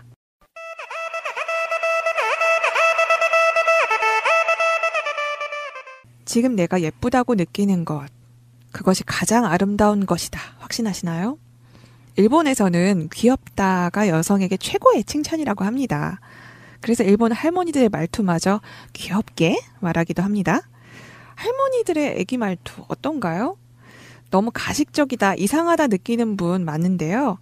다른 사람들이 우리를 볼 땐 어떨까요? 요즘 우리나라의 화장법이 한류와 함께 유행하고 있습니다. 눈동자를 크게 만들어주는 서클렌즈, 그리고 뽀얀 피부에 볼 발그레한 화장법을 보고 어떤 외국인들은 한국인들은 모두 소아성애자냐며 질겁하기도 한답니다. 누가 어떻게 보건 내가 가진 미적 기준이 제일 중요한데요. 그 기준이 정말 내 맘대로 정한 건 맞을까요? 어쩌면 다른 이들이 아름답다고 말하는 걸 그냥 쫓아간 건 아니었나. 되돌아보는 것도 나만이 가지고 있는 아름다움을 알게 해주는 깨달음을 주지 않을까요? 새날과 함께하는 아름다운 당신, 우리는 다음 주에 만나요. 홍호 의원이 국민의당의 정책위의장도 하고 막 그랬던 사람이거든요. 그렇죠. 이 사람이 민주평화당도 아니고 바른미래당도 아니고 무소속으로 남았던 사람인데 이 공동교섭단체에는 참여하지만 민주평화당에는 입당 안 할 거야. 참 이상하긴 해요. 보면 이 사람 노리는 건 뭐지? 이런 생각이 좀 들더라고요. 그러니까 당적은 두지 않지만 공동교섭단체에는 참여할 수 있다, 참가할 수 있다 이렇게 이야기하는 거고. 그리고 지금 이 사람들이 그렇게 되면 이제 15석 정도 되는 거고요. 어차피 비례대표 못 오는 사람들은 공식적으로 호적으로 옮길 수는 없으니까. 그다음에 그 선금주 의원도 지금 무소속으로 나왔단 말이에요. 그렇죠. 양당으로 가지 않고 이 사람도 참여할 거라는 관측이 지배적입니다. 예, 저도 그렇게 봅니다. 참여할 거라고 봅니다. 그러면 이제 이쪽 일족이 16석 정도가 되는 거죠. 그렇죠. 그다음에 정의당에서 지금 6명 정도 되면 곧 만들어질 텐데 분위기는 정의당 쪽은 살짝 한 발 빼지만 싫지 않는 분위기예요. 느낌이. 그러니까 이정미 대표도 그랬어요. 저번에 그 노회찬 원내대표도 똑같은 발언을 했는데 공동교섭단체에 대해서 논의할 단계는 아니지만 제안이 오면 입장을 밝히겠다 뭐 이런 식으로 이렇게 한 발 빼면서도 싫지는 않아 이런 느낌이란 말이죠. 여기에 그 우리 3월 1일 날 3.1절 날 박지원 의원이 라디오에 출연해서 이런 얘기를 합니다. 정체성과 가치관 때문에 민평당을 창당했는데 정의당과 우리가 정체성이 맞냐? 우리는 중도개혁이고 거기는 진보다. 창당한 지 얼마 되지 않은 상황에서 성향이 다른 당과 한 배를 타는 모양새가 좋지 않다. 이런 이야기를 해버려요. 그러니까 자기는 개인적으로 반대한다는 얘기죠. 교섭단체를 만드는 것을 반대한다는 얘기인데 여기서 중요한 포인트가 있어요. 박지원 의원이 전남지사 출마를 지금 심각하게 고려 중이거든요. 그런데 그렇게 되면 국회의원을 그만둬야 되잖아요. 국회의원직을 내려놔야 전남지사에 나갈 수 있으니까. 예, 예. 그렇게 되면 지금 민평당이 몇 석이 돼요? 13석이 되잖아요. 그러니까 이 이용호 의원을 같이 합류하기로 결정한 것은 어떻게 보면 정치권에서는 그렇게 판단을 한대요. 박지원 의원이 전남지사를 무난하게 나가기 위한 하나의 포석으로 이용호 무소속 의원을 합류시키고 그러면 20석이 딱 맞는 거거든요. 이제 그런 상태를 왁구를 정해놓고 왁구를 짜놓고 자기는 전남지사로 내려가고 그러면서 정의당과 이 교섭단체로만 존재하게 만들고 선거연대는 손도 못 대게 하기 위해서 미리 선을 긋는 행동이 아니겠느냐라는 이야기들을 한다고 하더라고요. 왜냐하면 전남지사에 자기가 나가서 당선이 돼야 되기 때문에. 근데 그 부분은 저는 반론. 네, 반론. 뭐냐면은 저는 민주평화당 쪽 국회의원들 지방선거에 실제로 나가는 국회의원은 단 한 명도 없을 거라고 봅니다. 저도 그렇게 봅니다. 왜 그러냐면 현재 분위기로는 민평당으로 나가서 전남지사 당선 가능성이 0%이기 때문에 그래요. 맞아요. 그러니까 분위기만 모락모락 피우면서 내가 이 정도 가치를 갖고 있는 박지원이야. 이것은 일종의 민주당과의 교섭이나 연대에 있어서의 내가 내밀 수 있는 카드인 거예요. 조배숙도 그랬어요. 당대표도 우리 당에서 지방선거에 현역 의원이 나가는 경우는 없을 것이라고 못을 박았거든요. 그러니까 박지원은 노련하다 보니까 안 나갈 거면서도 나갈 것처럼 계속 저울질하고 있는데 문제는 어떤 게 섞여 있냐면은 정의당은 국민의당의 인기가 떨어져 갈 때 왜 기억들 나시지만 광주 전남 쪽에 가면은 진보정당 후보들 기초의회에 엄청 많이 들어가요. 맞아요. 그러니까 1등을 민주당을 찍고 2등을 진보정당을 찍어줬던 분위기가 있어. 맞습니다. 근데 이게 국민의당이 찢어지면서 이쪽에 굉장히 뿌리를 많이 내리고 있던 정치인들이 전라도권에 다시 안철수가 아닌 당으로 돌아오면서 기초단체 선거 같은 거에 있어가지고 사실상의 캐릭터가 겹치는 거예요. 1번 민주당 찍고 2번 민평당을 찍을지 정의당을 찍을지가 상당히 좀 묘해지는 상황도 온단 말이에요. 그런 관점에서 서로 간에 약간 줄다리기가 있는 거라고 보는 거예요. 그래서 저는 두 가지로 좀 분리를 봐야 돼요. 이거를 두 가지로 봐야 되는데 제가 원래 지금 의심이 많은 사람이잖아요. 그래서 이게 선거 전에 나왔다는 거를 의심하면 아까 좀 예민한 건데 광주 지역에서 정의당이 상당히 높은 지지가 나와요. 그리고 지역위원회도 탄탄하게 되어 있죠. 그다음에 민평당도 탄탄하게 되어 있죠. 그다음에 민주당도 탄탄하게 되어 있습니다. 이게 3파전을 이루거든요. 만약에 3파전을 이루면 아까 권 PD가 얘기한 대로 민평당은 제로에 가까울 수도 있어요. 전 그렇게 봅니다. 그러니까 구청장급 이상들 얘기하는 겁니다. 그래서 이거를 물타기로 던진 게 아니냐 민평당에서 나는 이렇게 의심을 했거든요. 그런데 제가 그걸 잘못 판단했어요. 이건 박지원 의원이 던진 게 아니고요. 제가 그래도 신뢰를 하고 있는 정동영 의원이 던졌다는 겁니다. 그래서 하루라도 빨리 이거는 정의당이든 민평당 당원이든 물론 색깔이 다를 수 있습니다. 왜 그러냐면 지금 정의당 같은 경우는요. 인천연합하고 참여연대 그다음에 노동 뭐 여러 개의 계파가 있어요. 그리고 민평당에도 사실은 뭐 동일한 건 아니지만 어차피 정동영 의원이 던졌다는데 저는 그 신뢰를 굉장히 높게 보고요. 그다음에 이 던짐에서 멘트가 중요한 건데 다른 네, 곽수근의 노동 이야기 노무사님 안녕하세요. 예, 안녕하세요. 네, 아직 올림픽 그 감동의 여운이 가시지 않았던 지난 27일 새벽 여의도에선 한바탕 난리가 있었는데요. 네. 네, 국회 환노위에서 릴레이 협상을 통해서 근로시간과 관련된 근로기준법 개정 법안을 처리했습니다. 네, 이게 5년 동안 이어진 논쟁 끝에 환노위를 드디어 통과를 했는데요. 이번 법안은 28일 국회 본회의에서 통과돼서 개정이 확정됐습니다. 네, 노무사님 보시기에 이번에 개정이 확정된 근로기준법 100점 만점으로 혹시 환산하시면 몇 점 주시겠어요? 100점 만점으로 환산한다면 잘 주면 한 70점? 예, 그 정도. 뭐 그리고 좀 냉정하게 평가하자면 한 60점 정도? 네, 그 정도 생각을 좀 들더라고요. 거의 꽈락을 간당? 예, 뭐 낙제를 면할 정도. 네, 그 정도네요. 네. 그럴 수밖에 없었던 게 이제 정부 여당의 이제 원안과 그리고 이제 야당의 이제 또 원안이 서로 너무 그 차이가 심하다 보니까 이거를 이제 서로 하나씩 주고받는 기브앤테이크 방식으로 하다 보니까 이런 결과가 나와서 노동계에서는 근로기준법 개혁이라고 지금 네, 성명을 맞습니다. 냈습니다. 그런 점 때문에 저는 이제 60점을 준다. 그렇죠. 후하게 줘봐야 70점이다 이렇게 네. 얘기한 거죠. 첫 술에 배부를 수 없다는 한계는 분명히 인정하겠지만서도 사실 부족한 부분도 많기도 하고 좀 아쉬운 것도 분명히 있는데요. 네, 그래도 5년 논쟁 끝에 개정된 법안 어떻게 바뀌었는지 오늘은 간략하게 살펴보도록 하겠습니다. 먼저 1주는 7일이라는 부분이 법에 명시됐어요. 예, 이번 그 근로기준법 개정 중에서 가장 점수를 좋게 받을 수 있는 요인이 바로 이 점입니다. 근데 사실 이것도 참 웃겨요. 어떻게 1주는 7일이라는 그 상식을 법에 넣은 게 그게 가장 잘한 일인가. 그러니까 이 자체도 좀 웃기거든요. 일주를 7일이라고 안 넣어서 사람들이 7일인지 몰랐던 건가요? 그러니까 이거는 참 우리가 그 삼척동자라고 하죠. 삼척동자도 일주는 7일이라는 것을 다 아는 것처럼 이건 국민 상식이란 말이에요.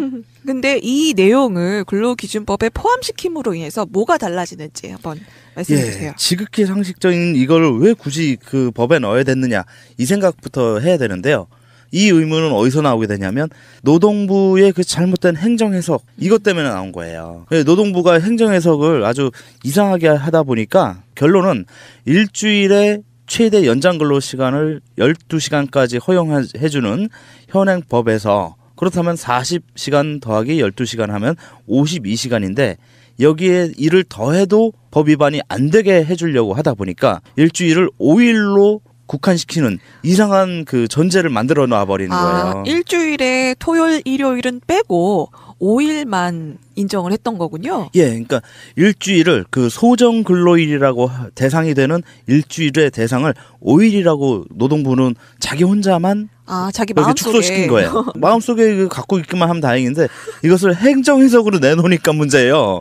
그러니까 마음속에 갖고 있는 건 아무런 문제거든요. 근데 행정해석으로 이렇게 내놓으면은 이거는 그 많은 그 노동자들의 결국은 노동시간과 또 그에 따른 수당의 문제로 나타나는 거기 때문에 노동부가 진짜 큰 잘못을 한 거죠. 그러네요. 그렇다 보니까 토요일과 일요일을 법에서 연장근로의 제한 대상으로 삼는 요일에서 빼버리니까 나머지 토요일, 일요일도 각각 8시간까지는 더 일을 할 수가 있다라는 요상한 논리가 나와서 52시간 더하기 8시간 더하기 또 8시간 하면 일주에 최장 68시간까지 일을 시키더라도 법 위반이 아니게 되는 거예요.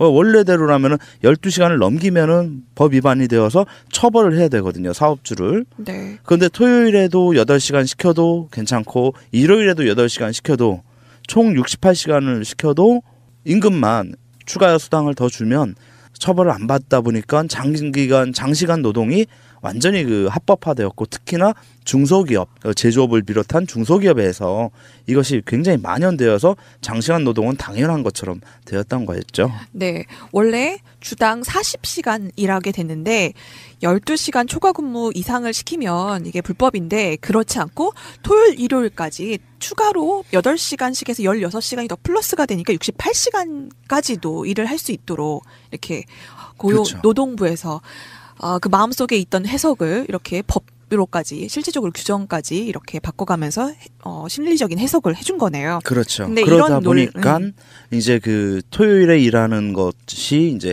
휴일 근로냐, 일요일에 일하는 것이 또 단순한 휴일 근로냐, 아니면 휴일 근로일 뿐만 아니라 연장 근로냐 이런 그 논쟁이 생기게 되어서 뭔가 틀림을 구분할 줄 아는 굉장히 수준 높은 정치를 지금 펴겠다는 겁니다. 왜 그러냐면 다름은 공존하는 거거든요. 그러니까 다름이라는 건 배척하는 게 아니고 공존하는 겁니다. 그런데 여기에서 양측이 주고받는 게 뭐냐면 우리는 문재인 정부의 촛불 정신을 성공시키기 위한 것이고 그 성공을 위해서 우리는 같은 것을 국회 내에서 힘을 받게 해주자는 겁니다. 그러면서 평화, 노동, 그렇죠? 비정규직 문제, 환경 문제, 농민 문제 이런 문제들 같은 것을 묶어서 같은 목소리를 내고 이것이 문재인 정부의 촛불 정신을 잇겠다라는 거에 대해서 동조하겠다는 선언을 했단 말이에요. 굉장히 높이 평가하는 겁니다. 이거 거부할 이유가 없어요. 그다음에 정의당 입장에서 보면요. 원내 교섭단체를 한 번도 경험한 적이 없단 말이에요. 그럼 원내 교섭단체라는 말은 뭐냐면 상임위원회 간사자를 나눠 갖는 거예요. 근데 국회는 합의제잖아요. 상임위는. 그럼 간사들의 합의가 없으면 절대 이루어지지 않아요. 그런데 지금 국회가 저 개지랄을 하고 있는 게 뭡니까?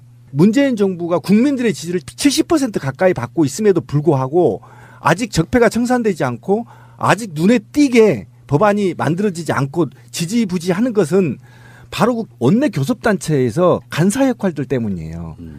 그거를 정동영 의원이 아주 예민하게 파고 들어갑니다. 그래서 당과 뜻은 다르지만 이 촛불 정신 하나의 정신을 잇기 위해서 아직 미완의 혁명을 완성하고 적폐를 청산하고 평화를 정착하고 우리 노동과 비정규직이 없은 사회를 만들기 위해서 문재인 정부가 촛불 정신을 계승한다면 적극 지지하게 할 수 있도록 원내 교섭단을 만들자는 겁니다. 그러면 이제 얘기가 재밌어지는 거예요. 굉장히 꿈을 꿀 수 있는 거죠.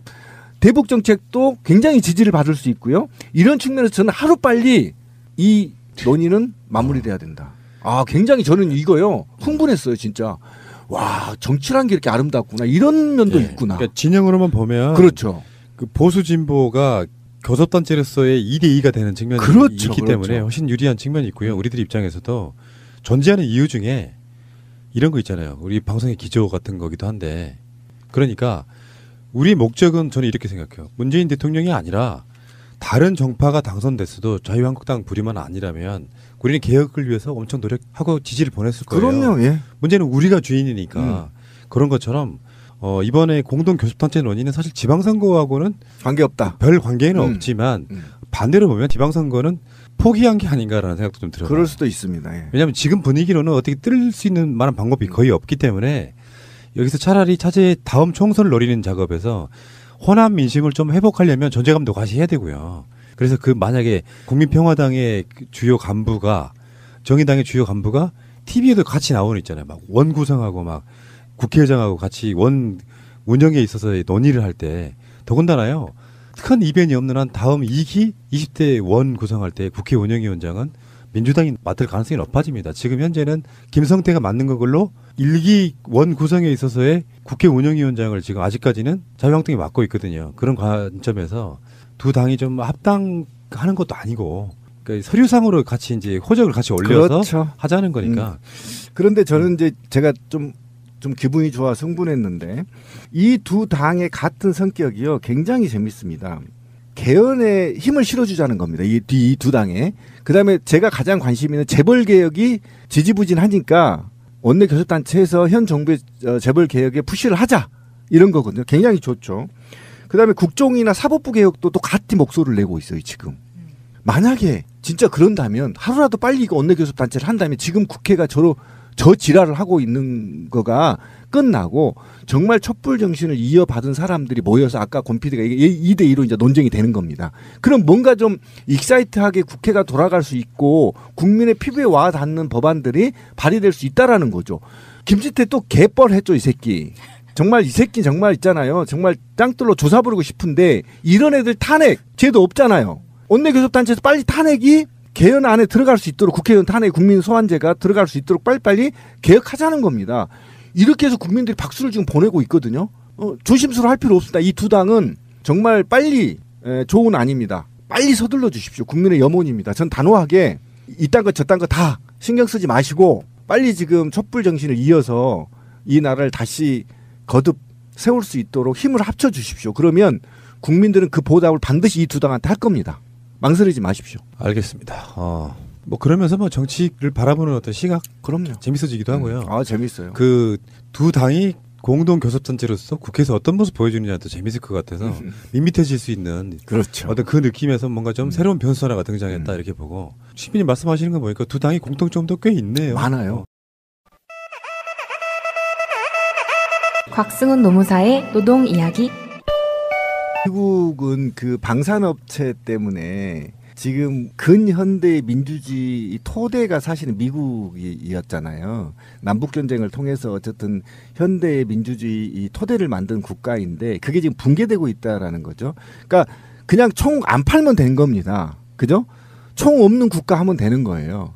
그런데 그거를 유지하기 위해서 더 악의 구렁텅이로 빠지고 있는 겁니다. 그러면 아까 우리 권 PD가 얘기한 데도 일리는 있지만 교사가 총을 차고 수업을 해. 그럼 어떤 판단에 의해서 상대를 제압할 거예요. 쏴버리는데. 그러면 그 판단의 기준이 또 모호해진단 말이에요. 그러니까 이런 문제들이 엄청나게 많은데도 불구하고 교사들한테 총을 주겠다. 아, 정말 내가 한국 놈이었으면 짱돌로 조사버렸을 것 같아요. 그러니까 이제 일상적으로 학교에서 청교증이 벌어질 수도 있는. 그러니까 선생이 순수하게 학생들 수호자로만 남는다면 그것도 어느 정도 일리는 있다고 생각이 드는데 이 사건은 어떻게 된 건지 모르지만 선생이요. 어떤 이유인지는 아직 안 나왔는데 교실 문을 잠그고 학생들을 못 들어오게 하고 있어요. 그러니까 학생들 입장에서 우리 선생이 이상해진 거예요. 그래서 교장 선생님한테 가서 문을 안 열어준다고 가서 이제 말하니까 교장 선생이 문을 따려고 하는 순간에 선생이 권총을 한 발을 창문을 향해서 유리창을 깬 거죠. 이런 상황이 벌어진 거거든요. 그러니까 이게 잘못 악용되면 교사가 학생들을 죽이는 상황도 발생할 수 있다. 그렇죠. 아니 이 사건이 발생되고 난 다음에 미국에서 새롭게 지금 이슈가 되면서 마케팅을 하고 있는 신제품을 봤는데 그게 어떻게 생긴 거냐면 아이들한 초등학생들한테 방탄조끼와 책가방이 같이 있는 잘 돌아간다. 그래서 애들이 학교를 갈 때 책가방을 매는데 조끼를 같이 입는 거예요. 방탄조끼를. 붙어 있는 거예요. 가방이랑 조끼가.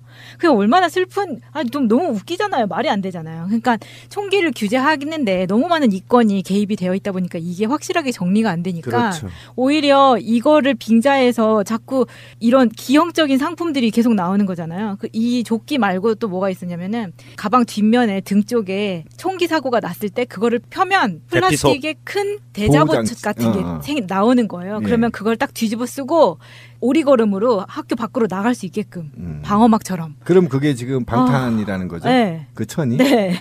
아니 이게 학교를 안 다니고 말지 그렇게까지 하면서 학교를 다녀야 되겠어요? 제도로서의 민주주의가 흔들리고 구타는 일은 이제 없습니다. 민주주의가 밥이고 밥이 민주주의가 되어야 합니다. 그러니까 사실은 미국에서 총기를 전면적으로 없애는 건 어떤 느낌이냐면 우리나라의 10대 재벌을 없애는 거랑 비슷한 거예요. 네, 지금 그런 것 같아요. 사실상 네. 불가능하다. 불가능해서 제가 봤던 미드 중에 총기 사고를 빙자해서 만든 게 있었는데 기억나는 게 미국에서 총기 사고를 완전히 진압을 못하니까 그렇다고 해서 규제도 못하니까 어떻게 하냐면 내가 피해를 봤을 때 그 피해를 당한 사람이 가해자만 총으로 쏴서 죽일 수 있는 법을 만드는 거예요. 그러면 어떻게 되냐면 그거는 총기를 규제를 하나 안 하나 소용이 없더라고요. 그래서 1대1 복수를 가능하게끔 해주는 거죠. 야, 그거는 총을 2배로 팔아먹겠다는 얘기네. 정말 무서웠어요. 그게 더. 참 희한한 나라죠. 근데 어쨌든 미국이란 나라가 좀 역사에서 한번 이렇게 정리하고 갈 필요가 있어요. 그러니까 유럽인들이 아메리카로 넘어가서 정착하면서 마녀 사냥이 시작됐잖아요. 그 마녀 사냥이 사실은 15,000명에서 6,000명을 사살했거든요. 사살이 아니죠. 교수형에 처했죠. 그러면서 자연과 원주민에 대한 공포를 키워왔거든요. 그러면서 총을 소지하게 됐잖아요. 제가 볼 때는 적어도 선조들의 살인적인 이런 문화들 있잖아요. 이런 트라우마에 저는 시달린다고 봅니다. 왜냐면 아까도 곰필이랑 얘기했지만 이 총은 우리 한국에서 10대 재벌을 없애는 거다라고 얘기를 하잖아요. 근데 그보다 더 무서운 정신병을 앓고 있는 게 아니냐. 적어도 총은 아까 말한 대로 교사한테 총을 주면요. 숙제 안 왔다고 쏴버리고 이 새끼 교사 중에 또라이는 있으니까. 있다니까요. 쏴버릴 너 왜 숙제 안 해? 너 나쁘면 안 돼 하고 쏴버리면 어떡할 건데. 미국에서 총기 규제를 하기 위해서는요. 네. 미국이란 나라도 개헌이 필요해요. 그 헌법에 나와 있어요. 사람이 피플이 어떠한 규제도 받지 않고 살 수 있다라고 그런 권리가 나와 있어요. 모든 규제로부터 해방되는 거에서 언론, 출판, 집회 모든 권리를 다 누릴 수 있어요. 총기 소지까지. 그래서 국가는 그걸 막을 수가 없어요. 헌법에 의해서. 그래서 계속 지금 이 총기 규제 법안을 만든다는 게 실패를 하는 이유가 뭐냐면 개헌을 하지 않으면 실패할 수밖에 없는 상황인 거예요. 알겠습니다. 잠시 후에 오겠습니다.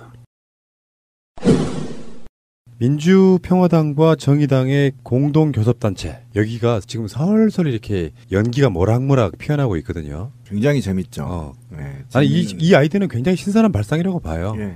사실은 그 기준은 문재인 대통령의 개혁에 도움은 될 거다 이런 이야기거든. 근데 지금 보니까 꼭 알아야 할 어제의 뉴스. 청와대는 대화 동력을 살리기 위해 대북 특사 파견에 속도를 내기로 했습니다. 특사 파견 시점은 패럴림픽 개막식인 9일 전후, 즉 다음 주가 될 거라고 복수의 청와대 관계자가 말했습니다. 한미 연합훈련을 연기해둔 패럴림픽 기간, 북미 대화의 실마리라도 찾아야 한다는 판단이 작용한 걸로 보입니다. 청와대는 이르면 모레 특사단 구성과 파견 시기를 발표할 예정입니다. 대북 특사 계획은 어젯밤 문재인 대통령이 트럼프 미 대통령과 통화하면서 공개했습니다. 문 대통령은 북한 고위급 대표단과 논의했던 내용을 확인하기 위해 김여정 특사 답방 형식으로 조만간 대북 특사를 파견할 계획이라고 말했습니다. 트럼프 대통령은 북한의 반응을 미국에도 잘 정리해줬으면 좋겠다고 답했습니다. 평창올림픽 기간 김여정과 김영철을 통해 전해들은 김정은 위원장 의중을 우리가 직접 확인하겠다는 겁니다. 북미 간 중매 역할을 자처한 만큼 미국이 내건 대화의 조건, 즉 비핵화에 대해 최소한의 조치를 취하라는 설득에도 나설 걸로 보입니다. 문 대통령은 김영철 통일전선부장을 만난 자리에서 구체적인 비핵화 방법까지 제시했지만 당시 북측은 이를 경청했을 뿐 명확한 답은 내놓지 않았습니다.